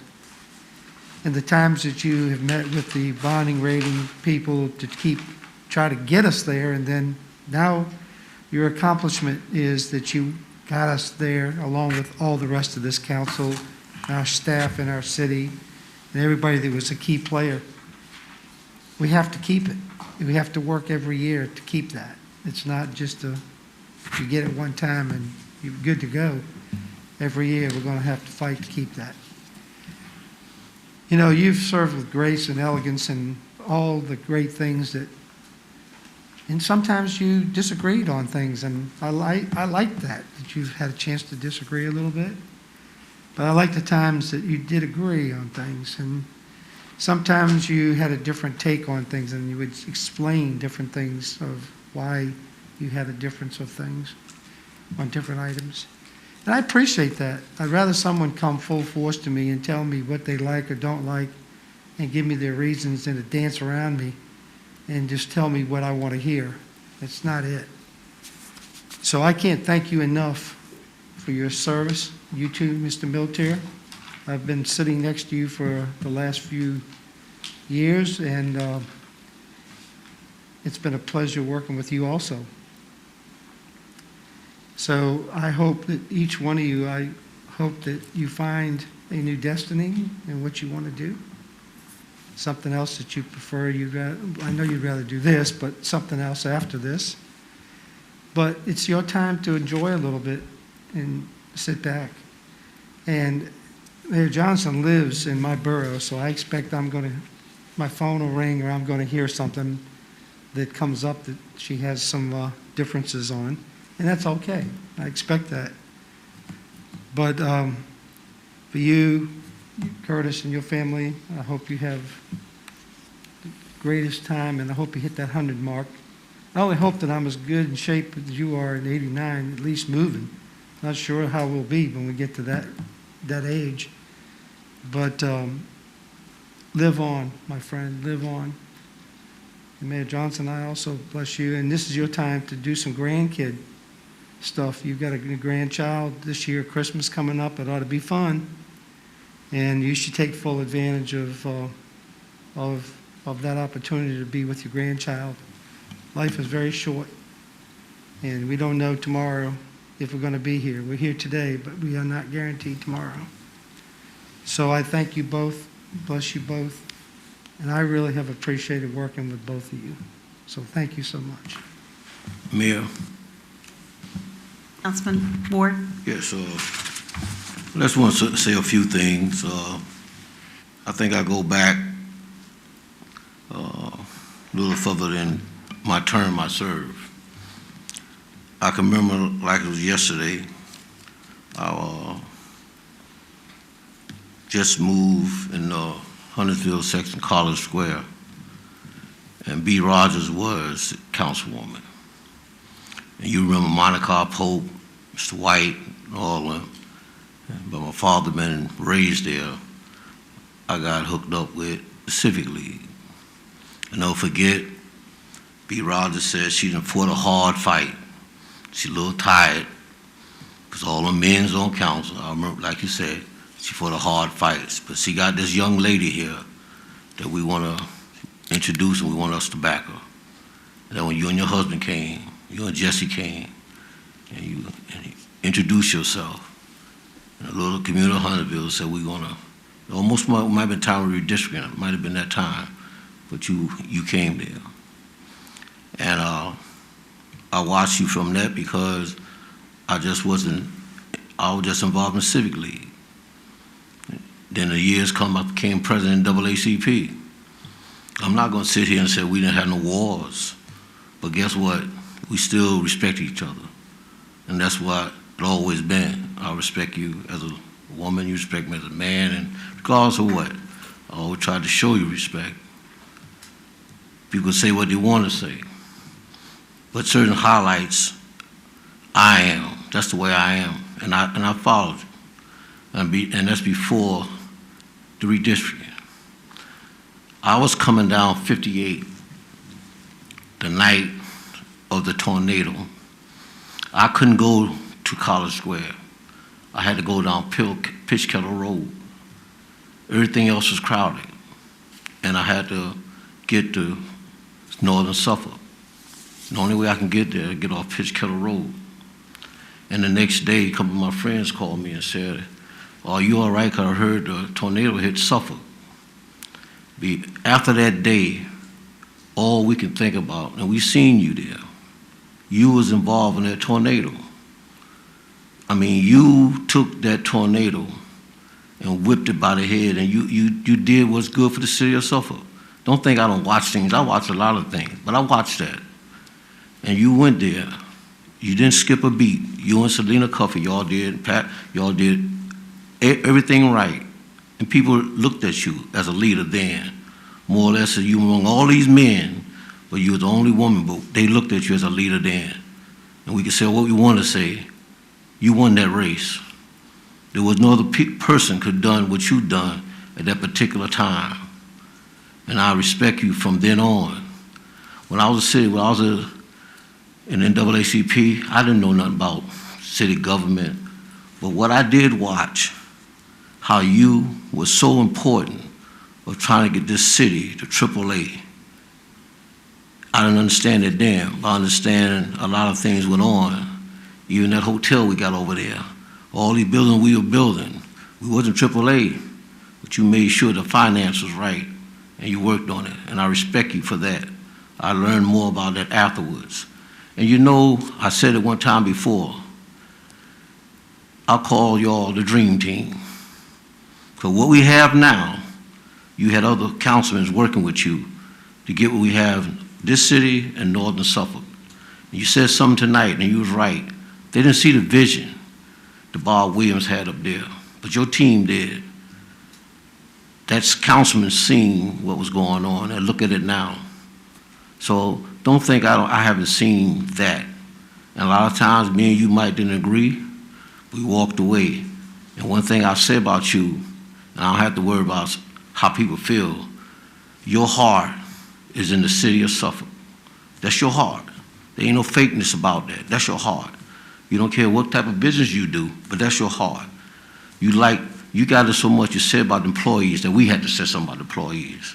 Because you look around the city, this region, you'll see that we don't have the problems that some people have. Because you have the respect, and the employees work hard for this city, and you always gave them their dues.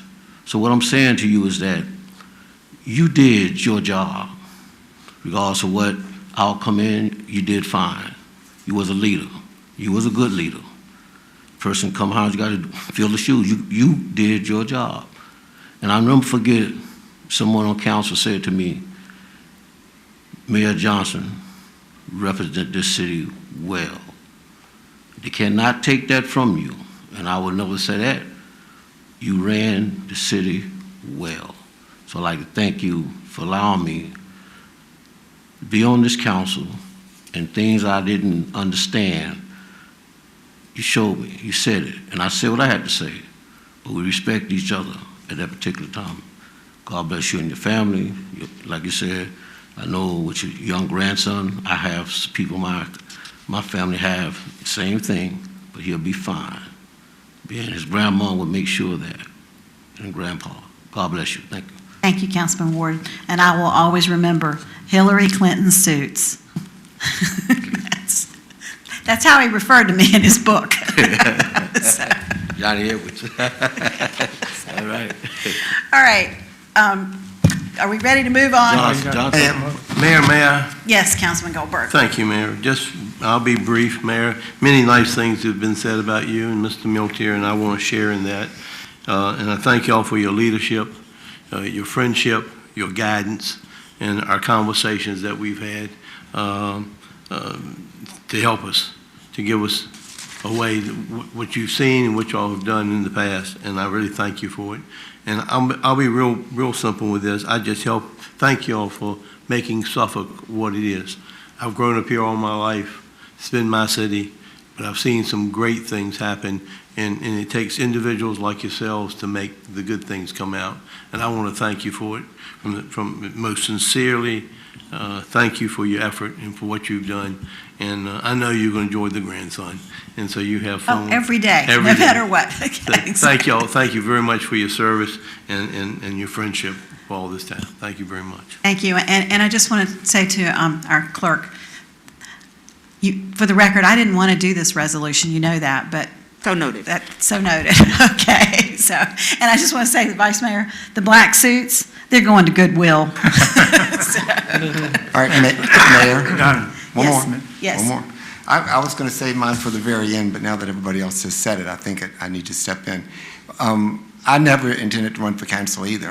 I only got here from a lark. Who knows why I'm on council? But I immediately learned when I came on council that I didn't know very much. But what I've learned from you guys, from all of you guys, but particularly from Curtis, about looking after my constituents, about listening, don't even have to talk. Curtis doesn't say a lot. He listens. And his people understand that. And it's called looking after your constituents. And Curtis, I'm still trying to be better at that because I don't listen as good as you do. And sometimes I get upset with them, but I'm trying hard. So for that, I appreciate. And I appreciate the longevity. And for the mayor, I've learned that if something's right and you know it's right and we don't agree with you, it's still right? So you're going to get it. And that's what, and this is the truth. This is what it's taken me 5 years to sit here to learn, but wait for the next 2 years. If it's right, and you know it's right, it's like the AAA bond rating and the financial stability of our city and the way you treat people and the regional aspect of the city, you've done such a remarkable job. And nobody can thank you enough for what you've done for our city. And for our employees, like you said, for the city employees. I know I do sometimes give them such a hard time, but we are so blessed to have such good employees. But for that, I just say thank you. Thank you for our city. Thank you for what you've done for all of us, because all of us have learned. Even when we don't agree, we still learn so much from each other. But thank you. And I know you're going to have a remarkable time. I'm excited for you. And you too, Curtis. Thank you. I told somebody the other day, this is not a funeral. This is just moving on to the next.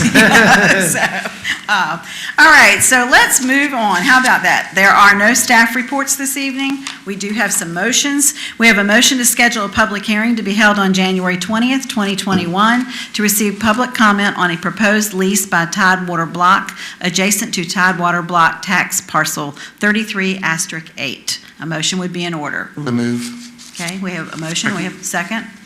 Please call the roll. Councilmember Dooman. Yes. Councilmember Fawcett. Yes. Councilmember Goldberg. Yes. Councilmember Johnson. Yes. Councilmember Miltier.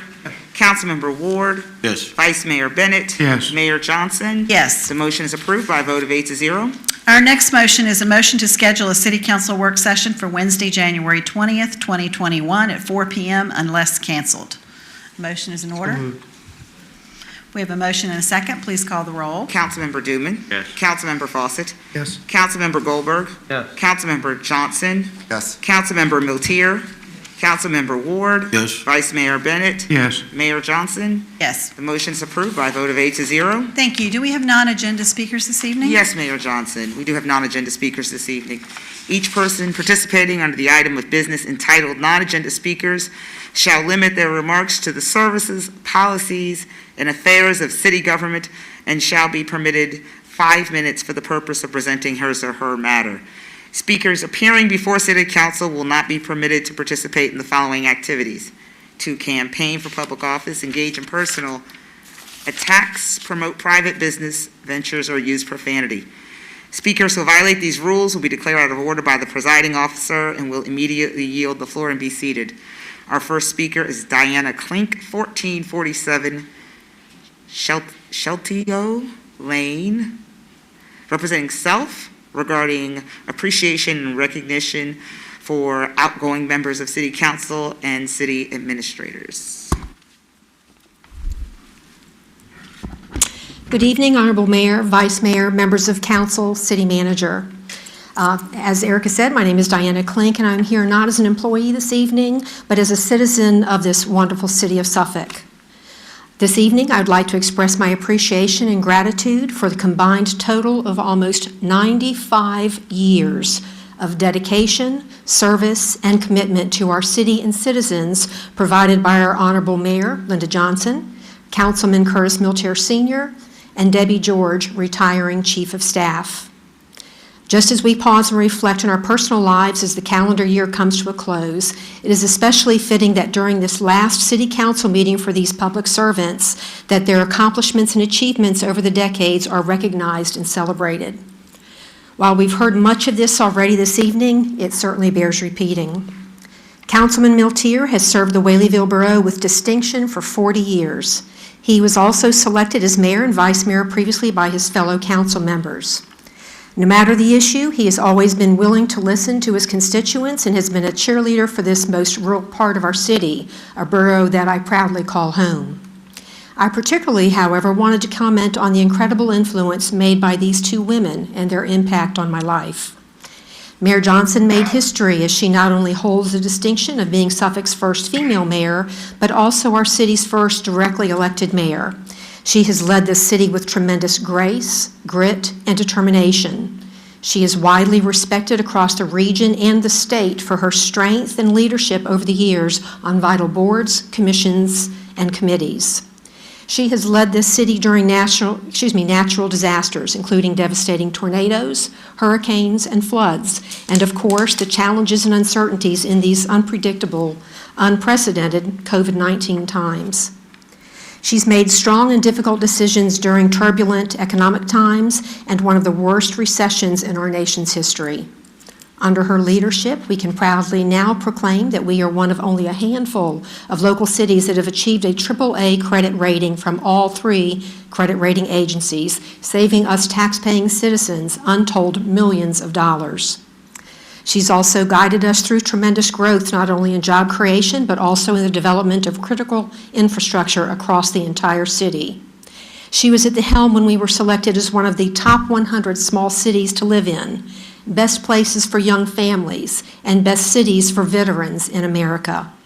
Mayor Johnson, thank you for your vision, integrity, leadership, and most significantly, for being such a positive role model. Another woman I'd like to recognize is Chief of Staff Debbie George, who will be retiring December 31st. She, along with the mayor, both epitomize the saying, "She believed she could, so she did." Debbie has served the city for 34 years, having first started as a police dispatcher, then street officer, detective, lieutenant, and spokesperson for the police department, before next becoming director of media and community relations, and ultimately the chief of staff for the city of Suffolk. I have never met a person that has been more hardworking, skilled in multiple disciplines, determined, and resolute in the pursuit of excellence in all that she does. From her, I've also learned a most eloquent life lesson: never let them see you sweat. Debbie, you have impacted my life more than you'll ever know. I can honestly say that I am a better person because of you, and I can't thank you enough for your support, guidance, mentorship, and most importantly, your friendship. Mayor Johnson, Councilman Miltier, and my dear friend Debbie George, thank you for your service, and I wish each of you much health, happiness, and success in the next chapter of your lives. Thank you. Thank you, Diana. Kelly Hangler, 9345 Eclipse Drive, representing the Crittenton Eclipse Hobson Heritage Civic League regarding equity. Good evening. This is a little higher, I think, this time. Good evening, Madam Mayor, Council, one and all.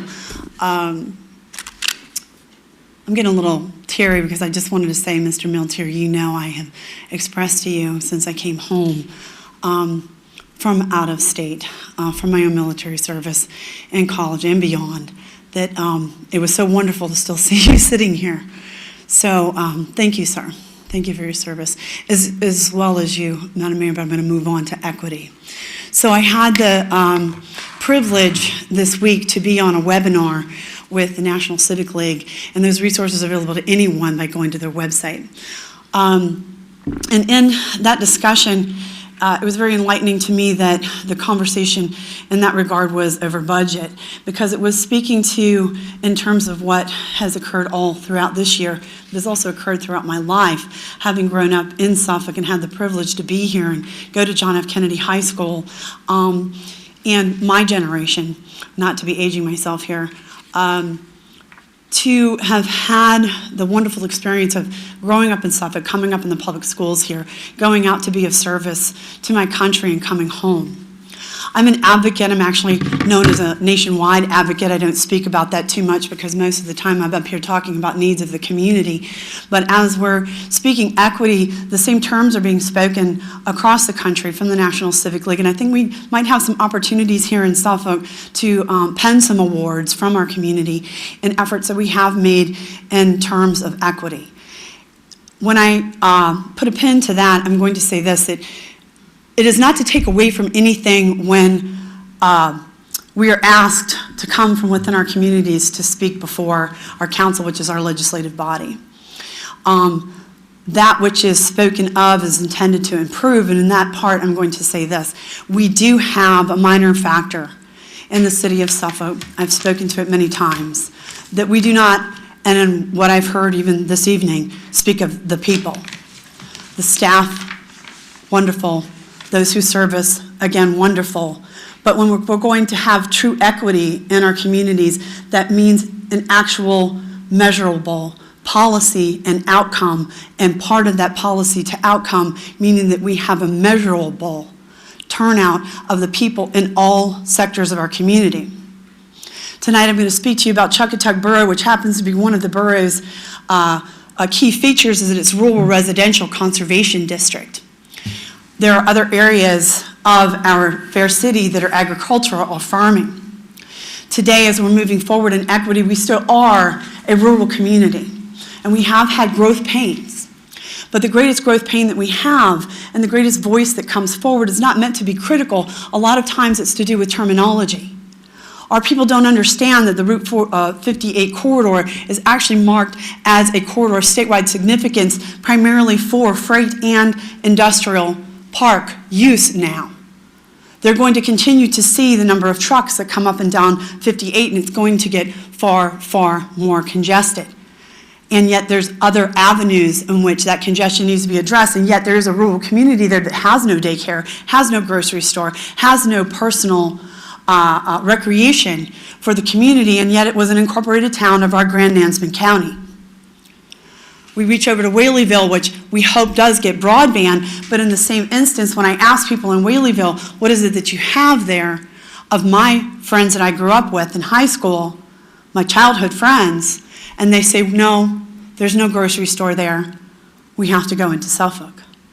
There's a centric ideal that the city of Suffolk itself downtown is the city of Suffolk. It is not. It may be for all that we love downtown and the historic downtown. I'll bring this last relevant point to you, that we have varied areas, agricultural, rural residential conservation district, what's happened in northern Suffolk, that's wonderful. It's time for all the other communities.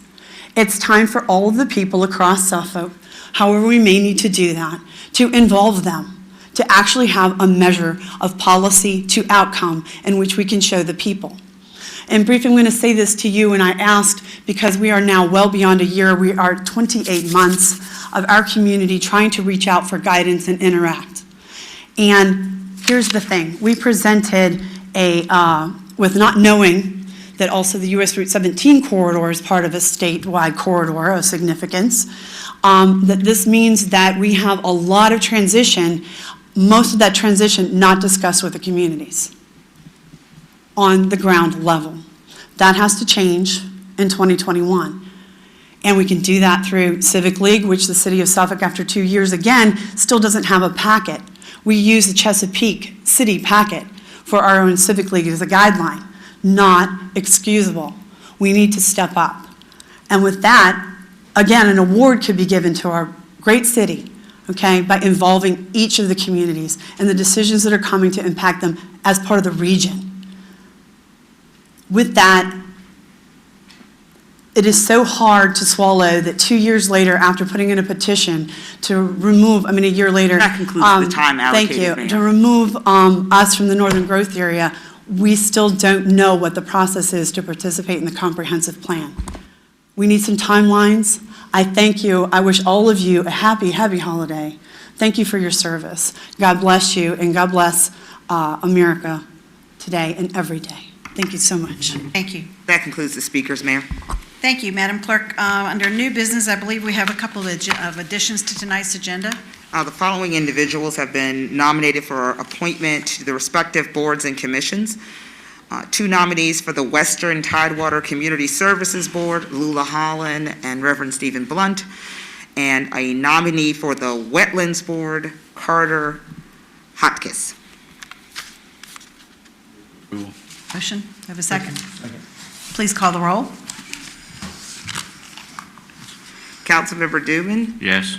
Councilmember Fawcett, Yes. Councilmember Goldberg, Yes. Councilmember Johnson, Yes. Councilmember Miltier, Councilmember Ward, Yes. Vice Mayor Bennett, Yes. Mayor Johnson. Yes. The motion is approved by a vote of 8-0. Thank you. This isn't really new business, but I did want to bring up, just in conversation that I've had with some folks. At the last meeting, we discussed having applications brought in for the Chuckatuck Borough, and that you all would look at those, and it was, the deadline on that was December 31st. In talking with people and listening through, the idea that we're closing it on the 31st, when the seat becomes vacant on January 1st, and the fact that that whole week before is, you're actually closing it on New Year's Eve. People are going to be at the holidays, and they're, so the thought was, someone wakes up January 1st, 2nd, and says, well, that seat's coming vacant. They call, say, I think I'd like to apply, and you're going to say, well, it was closed out December 31st. So I was just going to say to the council that it was just a suggestion that if you thought about moving that to January 15th, there is no meeting of business before then, other than the investiture, which is on the 4th, I believe. So if you kept it the 15th, the next meeting is actually on the 21st. So just for thought. Councilman Fawcett?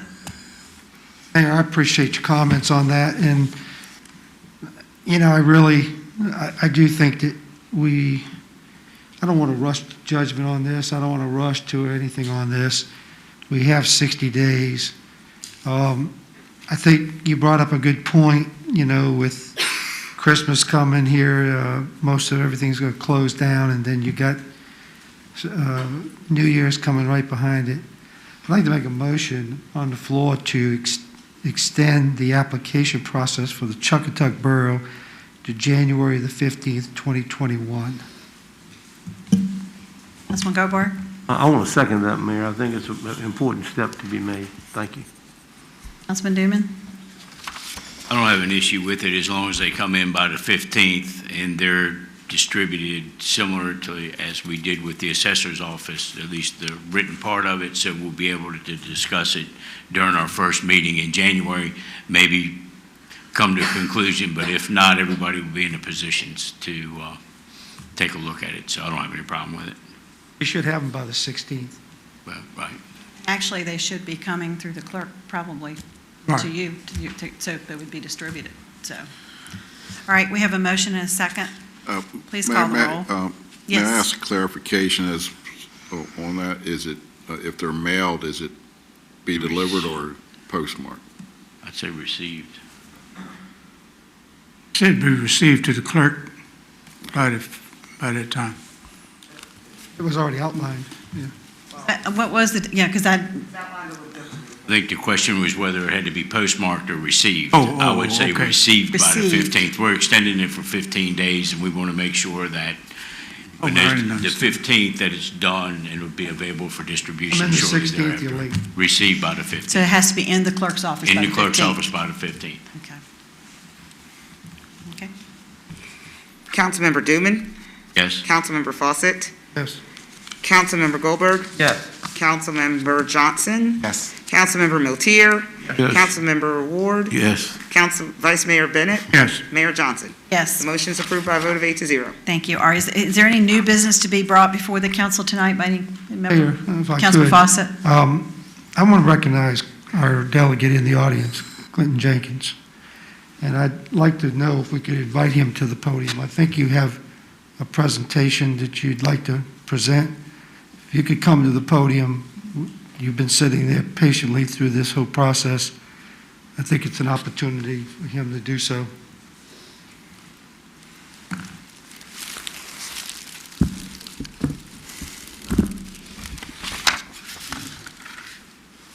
Thank you, Councilman.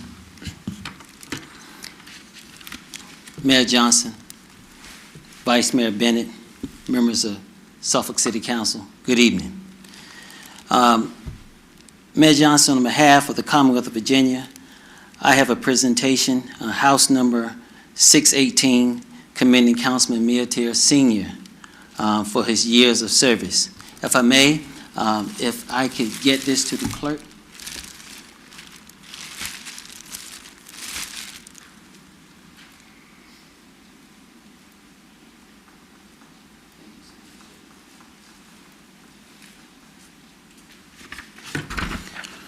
Thank you, Officer Jackson. And while that resolution is going to the clerk for her reading, Mayor Johnson, I would just like to say, on behalf of the Commonwealth, thank you for your years of service, your leadership, your mentorship, especially being a role model for the young ladies out here in the community. Thank you so much. But more recently, your service to the regional projects that are going on here in Hampton Roads. It's wonderful when you hear the surrounding localities, the mayors talk about the leadership and the direction that you bring to those various committees. So I thank you on behalf of the Commonwealth for your work and the things that you've done for the city of Suffolk. Thank you, Delegate. Yes, ma'am. And just so you're all aware, I did receive an email outlining your legislative agenda. It is my hope that this body at some point will meet with your entire state delegation to go over those agendas, those those listings on your legislative agenda, so that we can be proactive about it and raise them up to the level of expectations and accomplishment that you have in mind. With that, if you will, if your clerk will be so kind as to read that resolution presented to Councilman Miltier for his years of service. Clerk, could you please read it?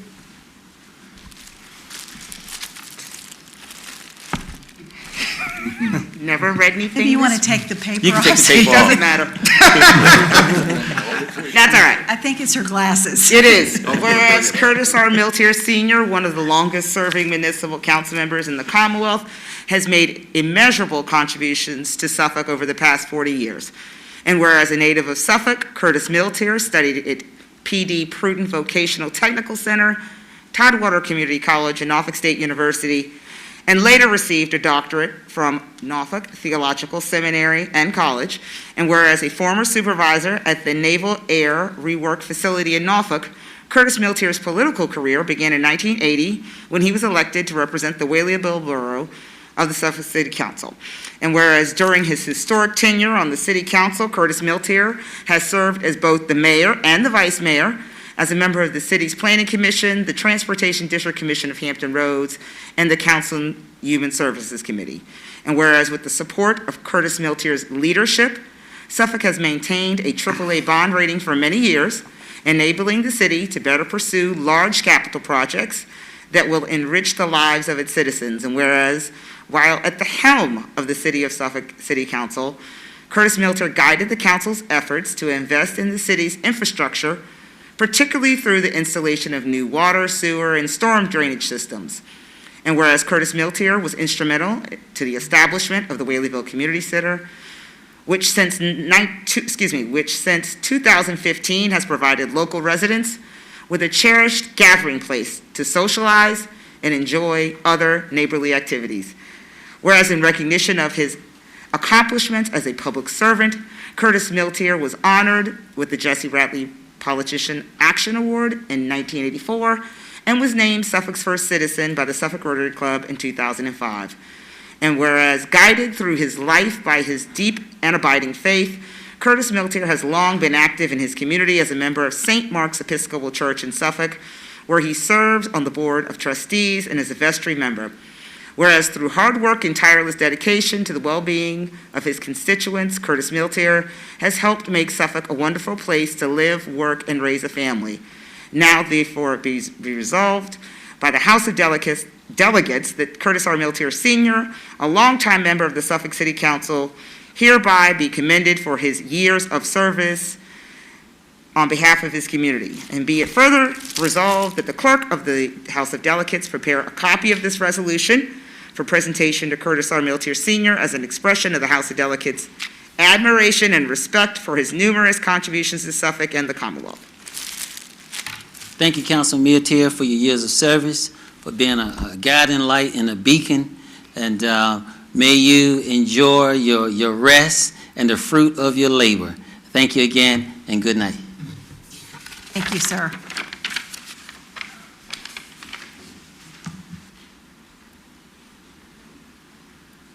Is there any other consideration at this time? If not, we'll move on to our announcements and comments, and we will ask our Assistant Director, Tim Kelly, to come forward.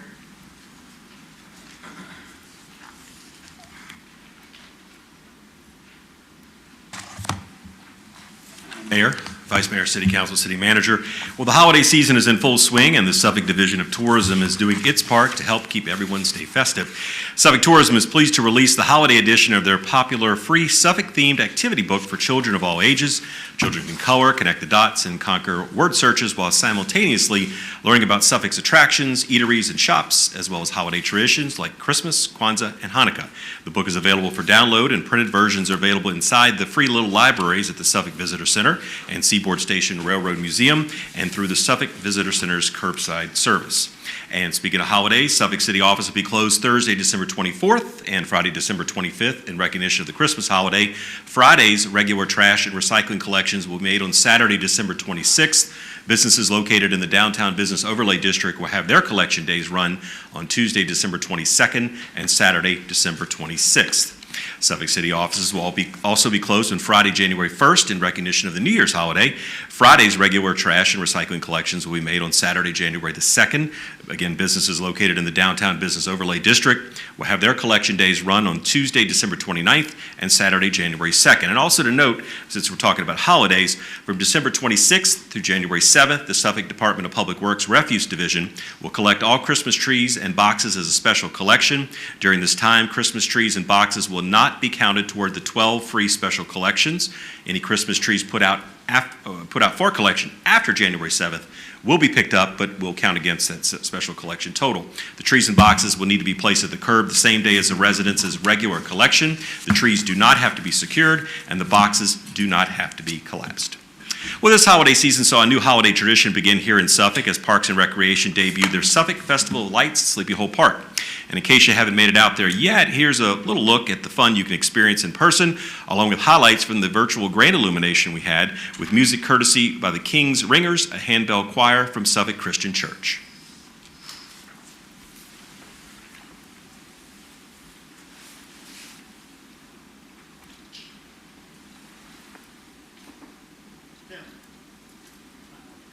Okay, well, the lights are great. Let's just say that.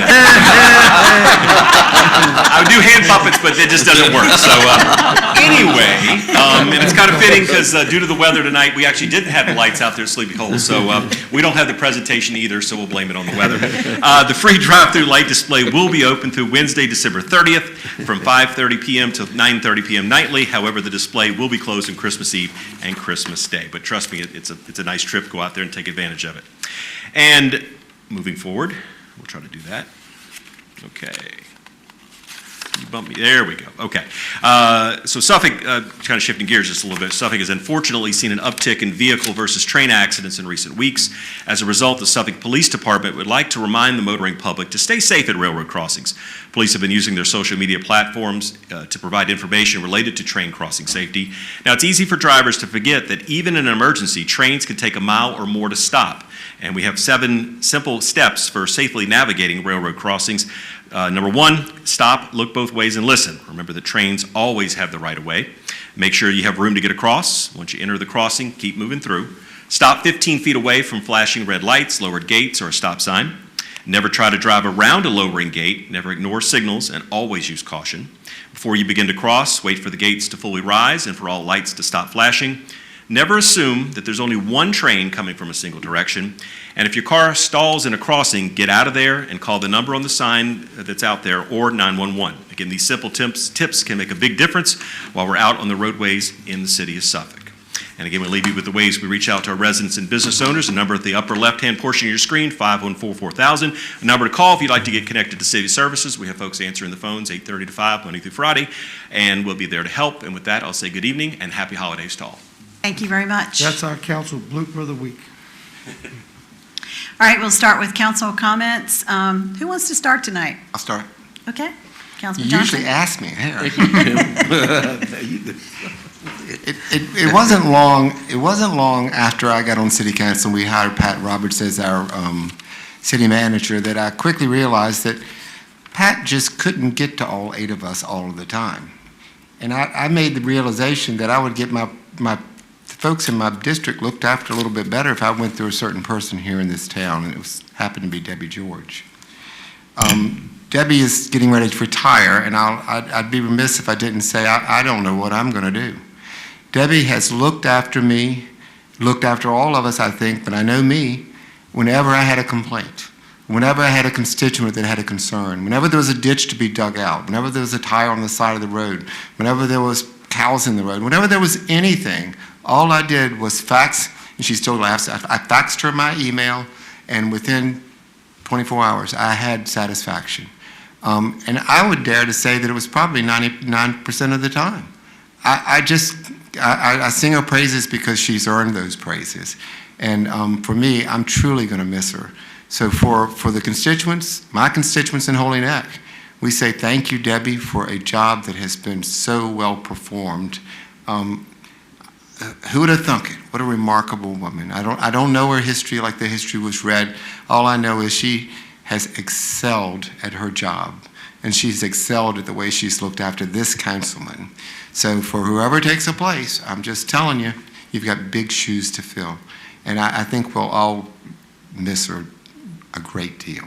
So with that, I just say thank you, Debbie. I hope you have a wonderful retirement, just like everyone else, and we will miss you. With that, I'll say, if ever there was a Christmas to truly appreciate your family and your friends, this is it. We need one another more than ever. I wish everyone a happy holiday. Enjoy the season. Thank you. Councilman Ward. Yes, at this time I would just like to, I didn't say it before, because I don't want to wait to the last part. Councilman Miltier, thank you so much for being on council 40 years. Like someone said, 40, that's not going to happen no more. That's something that I don't think, I know I probably won't live this year, but that's will not happen, I don't think, in this modern day. But I just wanted to remind you that I interviewed you the first time that I did my TV show, Suffolk Happiness TV show, and I put you on the front cover of my TV show, and I thank you for that. Like 16 years it ran, and you were my first guest on my TV show in the first article in my Suffolk Happiness newspaper. Thank you so much for that. And I got to know you from that, but most of the things I remember about you during this time is, even on council, when we was up in an uproar and we didn't understand a situation came up, and you will be calmly say something that will bring it back to reality. A lot of times you made statements that you go way back and you will say something, and right then and there they'll calm the storm a little bit, and I thank you for your wisdom that you did have. We had a few conversations, but it was respect that me and you grew into, and even now, you know, I still call you that. I'll call you Mayor. How you doing, Mayor? And you respond, and just like one councilman said, and you always call me an old young man. I'm young to you, but I'm not that young, you know. Not my age now. No. But anyway, I thank you for serving. And you said something tonight that, somebody said something tonight that I didn't realize you have done that, because most of the time I do the same thing. When somebody have a situation, I'll bring it to the city manager and let that person who have the problem talk to the city manager and the city manager in this group, and they've been helpful to that, and they will explain what can happen, what can't happen. So it's something that I do even today. So I see that I'm on the right track with that, because one of the things I do try to do is serve the community and the people, not just in my borough, but all of Suffolk. So that's one of the things, at least I can pat my own self on the back. That wasn't wrong. I'm a man of 40 years, so I must be doing something right with that. So like I said, I thank you for the time that you allow me to visit your house and you sit down and talk about some things. Thank you so much for that. And I appreciate your time. And I know the people of Suffolk appreciate your time on the city council. I want to follow what Tim said. And Debbie George has saved me so many times. I mean, she would call me up and let me know what something's going on, and she would help me out if I couldn't get with the city manager. And like Tim said, and she responded right away and wasn't scared to call people and make sure that the situation was taken care of. And she's definitely going to be really missed. I met Debbie George when Mr. Barnett had that little time in his little class of school he had. I forgot her name, Suffolk Tomorrow. And he had that, and that's why I met Debbie George there. And ever since then, she was a friend of mine.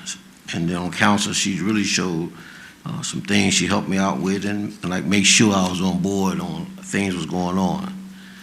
And also Dinah Klink.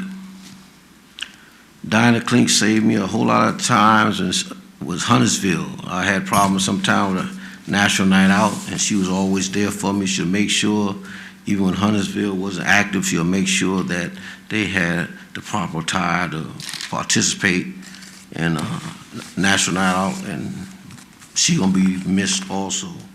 So during my time, I have met people who not only encouraged me, but guide me in a way, of the right way of doing a better city councilman. So I thank all y'all. I'm so sad to see everybody go at the same time, but no one city of Suffolk will probably replace them in that way and run the city to its peak.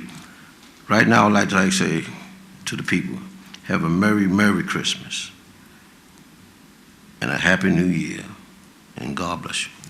Councilman Duman. Well, thank you, Mayor. I want to start with wishing Debbie George the best in her retirement. I think you'd be hard-pressed to find anyone as dedicated and mission-oriented as she is, and she is mission-oriented. I don't think there's any goal you could give her that wouldn't be accomplished. One of those kind of people, you just tell them what needs to happen and then go to bed and wake up in the morning and know it's going to get done. So I do wish her the best in her retirement. I wanted to mention this little monster that we got today, Comprehensive Annual Financial Report, 160 pages, prepared by Ms. Teelan Hansen and her staff, reflecting the state of our finances at the end of our fiscal year, which was June 30th of 2020. I don't think it could have been a better report. It was as good as it can get, and then some. Not only was our revenue up, but the projections for the year were well, and the report was virtually spotless as it normally is. So my hat's off to her and her staff. And I just want to mention, this time of the year, you really get a feel for what makes our city as great as it is, and that's its citizens, the employees, and the generosity. I read something in the paper that there needs to be a generosity index. And if there was a generosity index, we would be off the chart. The police department did their fill the car. I understand it was the best event, most successful event that you've had. And keep in mind, we're in the middle of a pandemic right now. And still the most successful one ever. I didn't get a chance to get out there, but I did get out to the Sheriff's Department Operation Helping Hand in front of Walmart. Brought one of my therapy dogs out there. We had a great time. I told my guys at work, I'm going to be gone about 30 minutes or so. I was there in an hour and a half. My wife was supposed to come pick the dog up. She said, I'm here, where are you? I said, I'm having too much fun. I'll be there in a little bit, just chill out. I'll be there in a little bit. From what I understand, they also collected over 5,000 toys. The vice mayor was there ringing the bell for Salvation Army. And what was most impressive is the number of people coming out of Walmart or going into Walmart, dropping money into the kettle for the Salvation Army and coming out with toys. And not just a few toys, but I mean a wheelbarrow full of toys, a basket full of toys, and bicycles. And it's just amazing. The churches that had gotten together in the Holland area, the Ministerial Alliance there, and all of the volunteers and individuals at our city that have shown their generosity to others that aren't as fortunate as they are. I too want to wish everybody a very enjoyable and safe holiday season and a Happy New Year. And my quote of the night is one I think I've used before, but I kind of like it. It's a couple of my year-end quotes. I really like this one by Benjamin Franklin, and I know everybody knows who he is. And I think this quote withstands time, and that is, be at war with your vices, at peace with your neighbors, and let every new year find you a better man. And with that, I'll say good evening. Councilman Miltier. As we approach tonight, we come to the end of our political journey. We want to thank the citizens of Whaleville for giving me the opportunity to have served a long life, and the Lord has blessed me with a sound mind. I want to ask that we all would have peace with our neighbors and with ourselves. May there be peace on earth and goodwill among all men. Councilman Fawcett. Thank you, Mayor. Yes, it's the end of the year, and this is the last meeting of the year. So, here we go. I think everybody has said a little something about Debbie George, and I think you can't take away anything from the years that Debbie has put in. If you think about it from, just think about being a dispatcher and coming all the way up from that up into the chief of staff of a very large city, working with a very large group, working day in and day out with the citizens, the council, the city manager, who certainly puts a lot of heat and pressure on them to get things done, and being in charge of some of the departmental things she was in charge with. I think you can't say enough about her. And Debbie, I didn't bug you as much as maybe I could have, but I do appreciate everything you've done. And every time that I've asked for something, you seem to make an accomplishment and get it done for me, for my constituents, and I appreciate that. You put your hand on a lot of people in the city of Suffolk, and people will recognize that. And Diana, you're standing up tonight, and you were so elegant about what you said about them. It was just, what a great piece of writing, and I love it coming from your heart. It was just great. And I thank you for that. With tonight, like Mr. Duman said, we got the comprehensive annual financial report. I don't know how many nights Teelan had to stay up to do this report, but her staff and everybody that got it done, I appreciate it. It's always huge every time we get it. It's huge. And we got a lot of good information tonight with the finances. Were great. I have something for the manager to look at with them finances, so I'll keep bugging him as we go along. So I appreciate that. If you get a chance to go out to Sleepy Hollow Park and do the lights in the park, every night there seems to be a line of traffic to get in there, and next year it'll be even bigger and better. And yes, I think Tim Kelly said it the best. We've had in this city in the last few weeks some terrible train crashes at these train crossings. And it could be a number of reasons those things have happened, but people really need to pay attention to these train crossings, because when that train's coming through there at high tilt, there's no forgiving. It's going to work you over if you get on that track. And if that car stops on the track, best thing to do is get out and get as far away from the track as you can. So please try to refrain from that. I want to thank the police department and the sheriff's department. I think Mr. Duman alluded to that. I went out with the sheriff's department. I didn't get out to the police side, out at Walmart on Main Street this past Saturday. They had a great turnout of folks. And you got to think about this. It's all about what they're going to do is to provide some child with a gift that they probably wouldn't have. So just be thankful that we have community folks out there in our public safety doing those things to see that our children are going to get something this year at Christmas time. Along with that, I want to thank Delegate Cliff Jenkins for coming in tonight, giving your presentation. And I want to thank again our wonderful mayor and our dedicated council member for everything. And I want you to know, just think of the hands that you and people you have touched. That is priceless. That is priceless.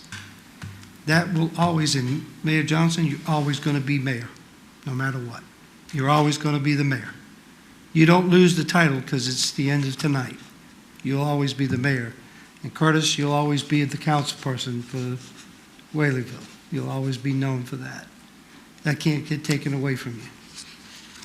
So I appreciate that with each and every one of you. I hope all of you have a safe and wonderful Christmas.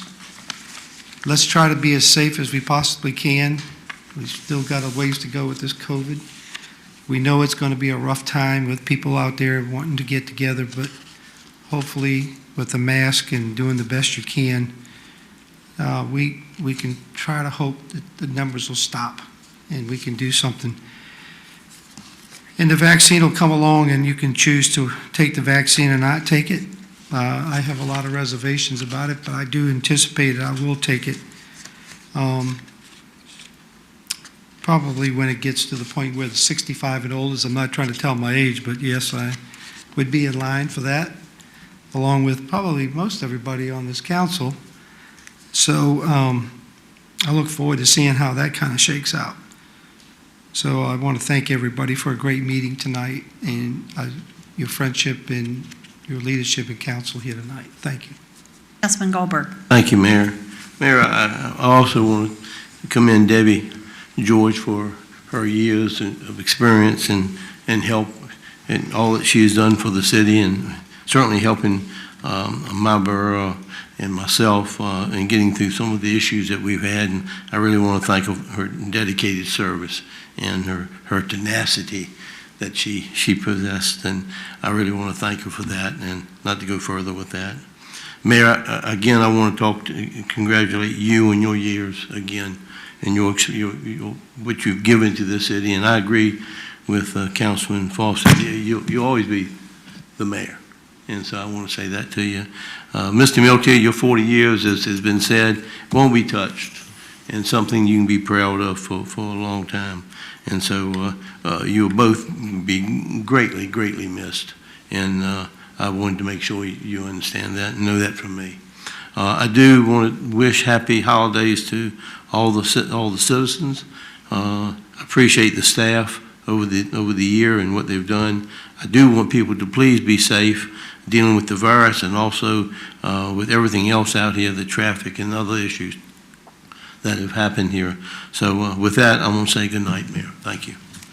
Vice Mayor. Thank you. This is the last meeting of the year, so I can take a long time, Councilman Duman, right? All right, but anyway, I would like to start out by saying, as well as the other council members, how thankful we are of the service of Debbie, the service that she has given the city for 30 years. And I've known her during that whole 30 years when she was over in the police department and then came over here. So she's done an outstanding job, and I'm sure that she will be missed, and we cannot say thank you enough for that. Also, like to take a look at, I had some complaints about speeding on Nashman Parkway between Wilroy Road and Portsmouth Boulevard. They have built a lot of subdivisions in that area, and with the traffic now coming out of the Wilroy Industrial Park And also, they will ask if we could look at reducing the speed limit from 45 down to 35 in that area. So I'd like to take a look at that. And also, we have McBain School right there in that area as well. So we've had quite a few accidents in the area. Matter of fact, I had one a couple of days ago in one of the new subdivisions there. Also, the Salvation Army, we did have bell ringing this past Saturday, and as Councilman Duman said, it's amazing how people are really being so grateful to give to the Salvation Army. But it's going to be a difficult time for us this year because we don't have as many volunteers and all to get out there and ring. Then some of the places that they used to let us ring, they will not let us do it this year because of the coronavirus. So you can donate through giving online or through mail it to the Salvation Army. So we'd hope that people will still give to the Salvation Army. It's a lot that they are trying to do, giving kids toys for Christmas as well as giving food away. And they've been doing that quite often during the week with people with a drive-through. So we want to ask you to continue to support them. Also, I'd like to thank our police and fire. They are always, every time you look, they are either fighting a fire or accident or whatever. And with people leaving their cars unlocked, people breaking in cars, I see a big report on that. And then I saw wherein that people leaving the cars running now, I guess because it's getting colder.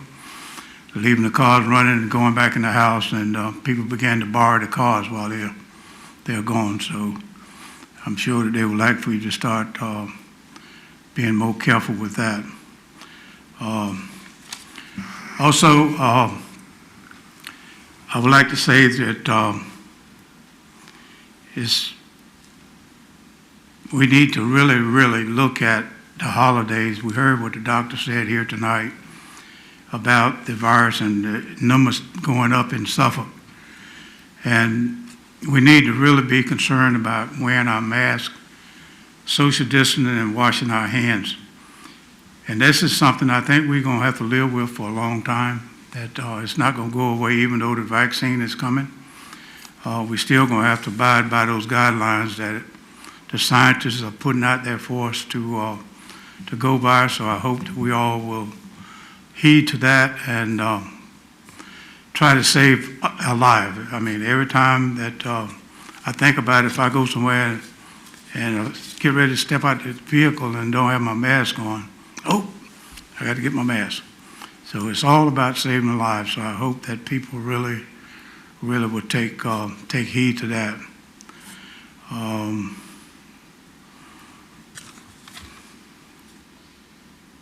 And Councilman Miltier, you and Mayor Johnson, it's been great. Again, I said it earlier, it's been good to serve with you all. We all work great together, and a lot of good things have happened. So this relationship will not stop just because you're leaving council.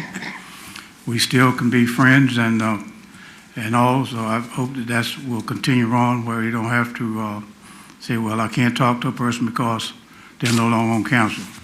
I think you have a lot of talent that you're taking with you. And I think I will invite you, if you see something that need to be done or you think that we could do better or whatever, don't feel because you're not sitting there that you can't, you're a citizen. You still have a voice that you can tell us what you're thinking or whatever, that just like any other citizen. So please don't feel like because you're no longer sitting on council, if you have some suggestion, that you can come forward and also share those ideas with us. And with that, I would like to say happy holidays to each and every one of you, and to all of you, be safe, and we look forward to seeing you again soon. Have a good evening.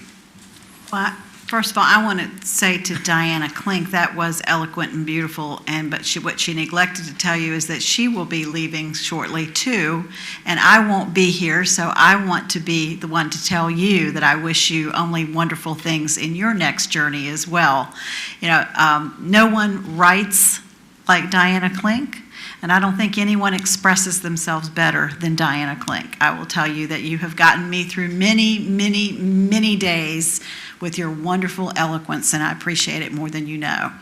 And, you know, it's funny, Councilman Fawcett, you said this, you said you never stop being the mayor. And most of you that know me in this building know how many times I have asked you all, can't you please just call me Linda? Do I have to be the mayor? Can I be Linda? And the answer was always no, because I might slip up somewhere and blah, blah, blah. Well, guess what?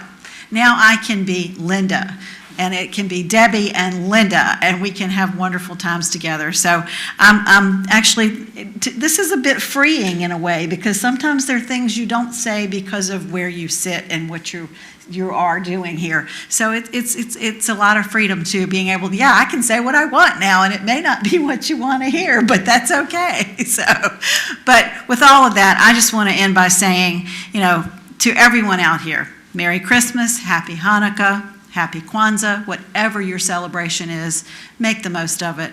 2020 has shown us one thing, and that is that we don't know what tomorrow holds, and we don't know who we will have with us this time next year. So it's very important that we make every single day count. And I wish for everyone a better, healthier 2021. As I told my husband, we will be standing out front of, we'll be outdoors, but we'll be celebrating on New Year's Eve. Not so much 2021, but goodbye to 2020. Yeah. And I think we can all say we would like for this year to end and to move on to better times. So with that, I look forward to seeing all my friends in many places. And if I had a mic, I would drop it, but I'll ask for a motion to adjourn. So moved. Please call the roll. Councilmember Dooman? Yes. Councilmember Fawcett? Yes. Councilmember Goldberg? Yes. Councilmember Johnson? Yes. Councilmember Miltier? Yes. Councilmember Ward? Yes. Vice Mayor Bennett? Yes. Mayor Johnson? Yes. Meeting adjourned. Hey, Al.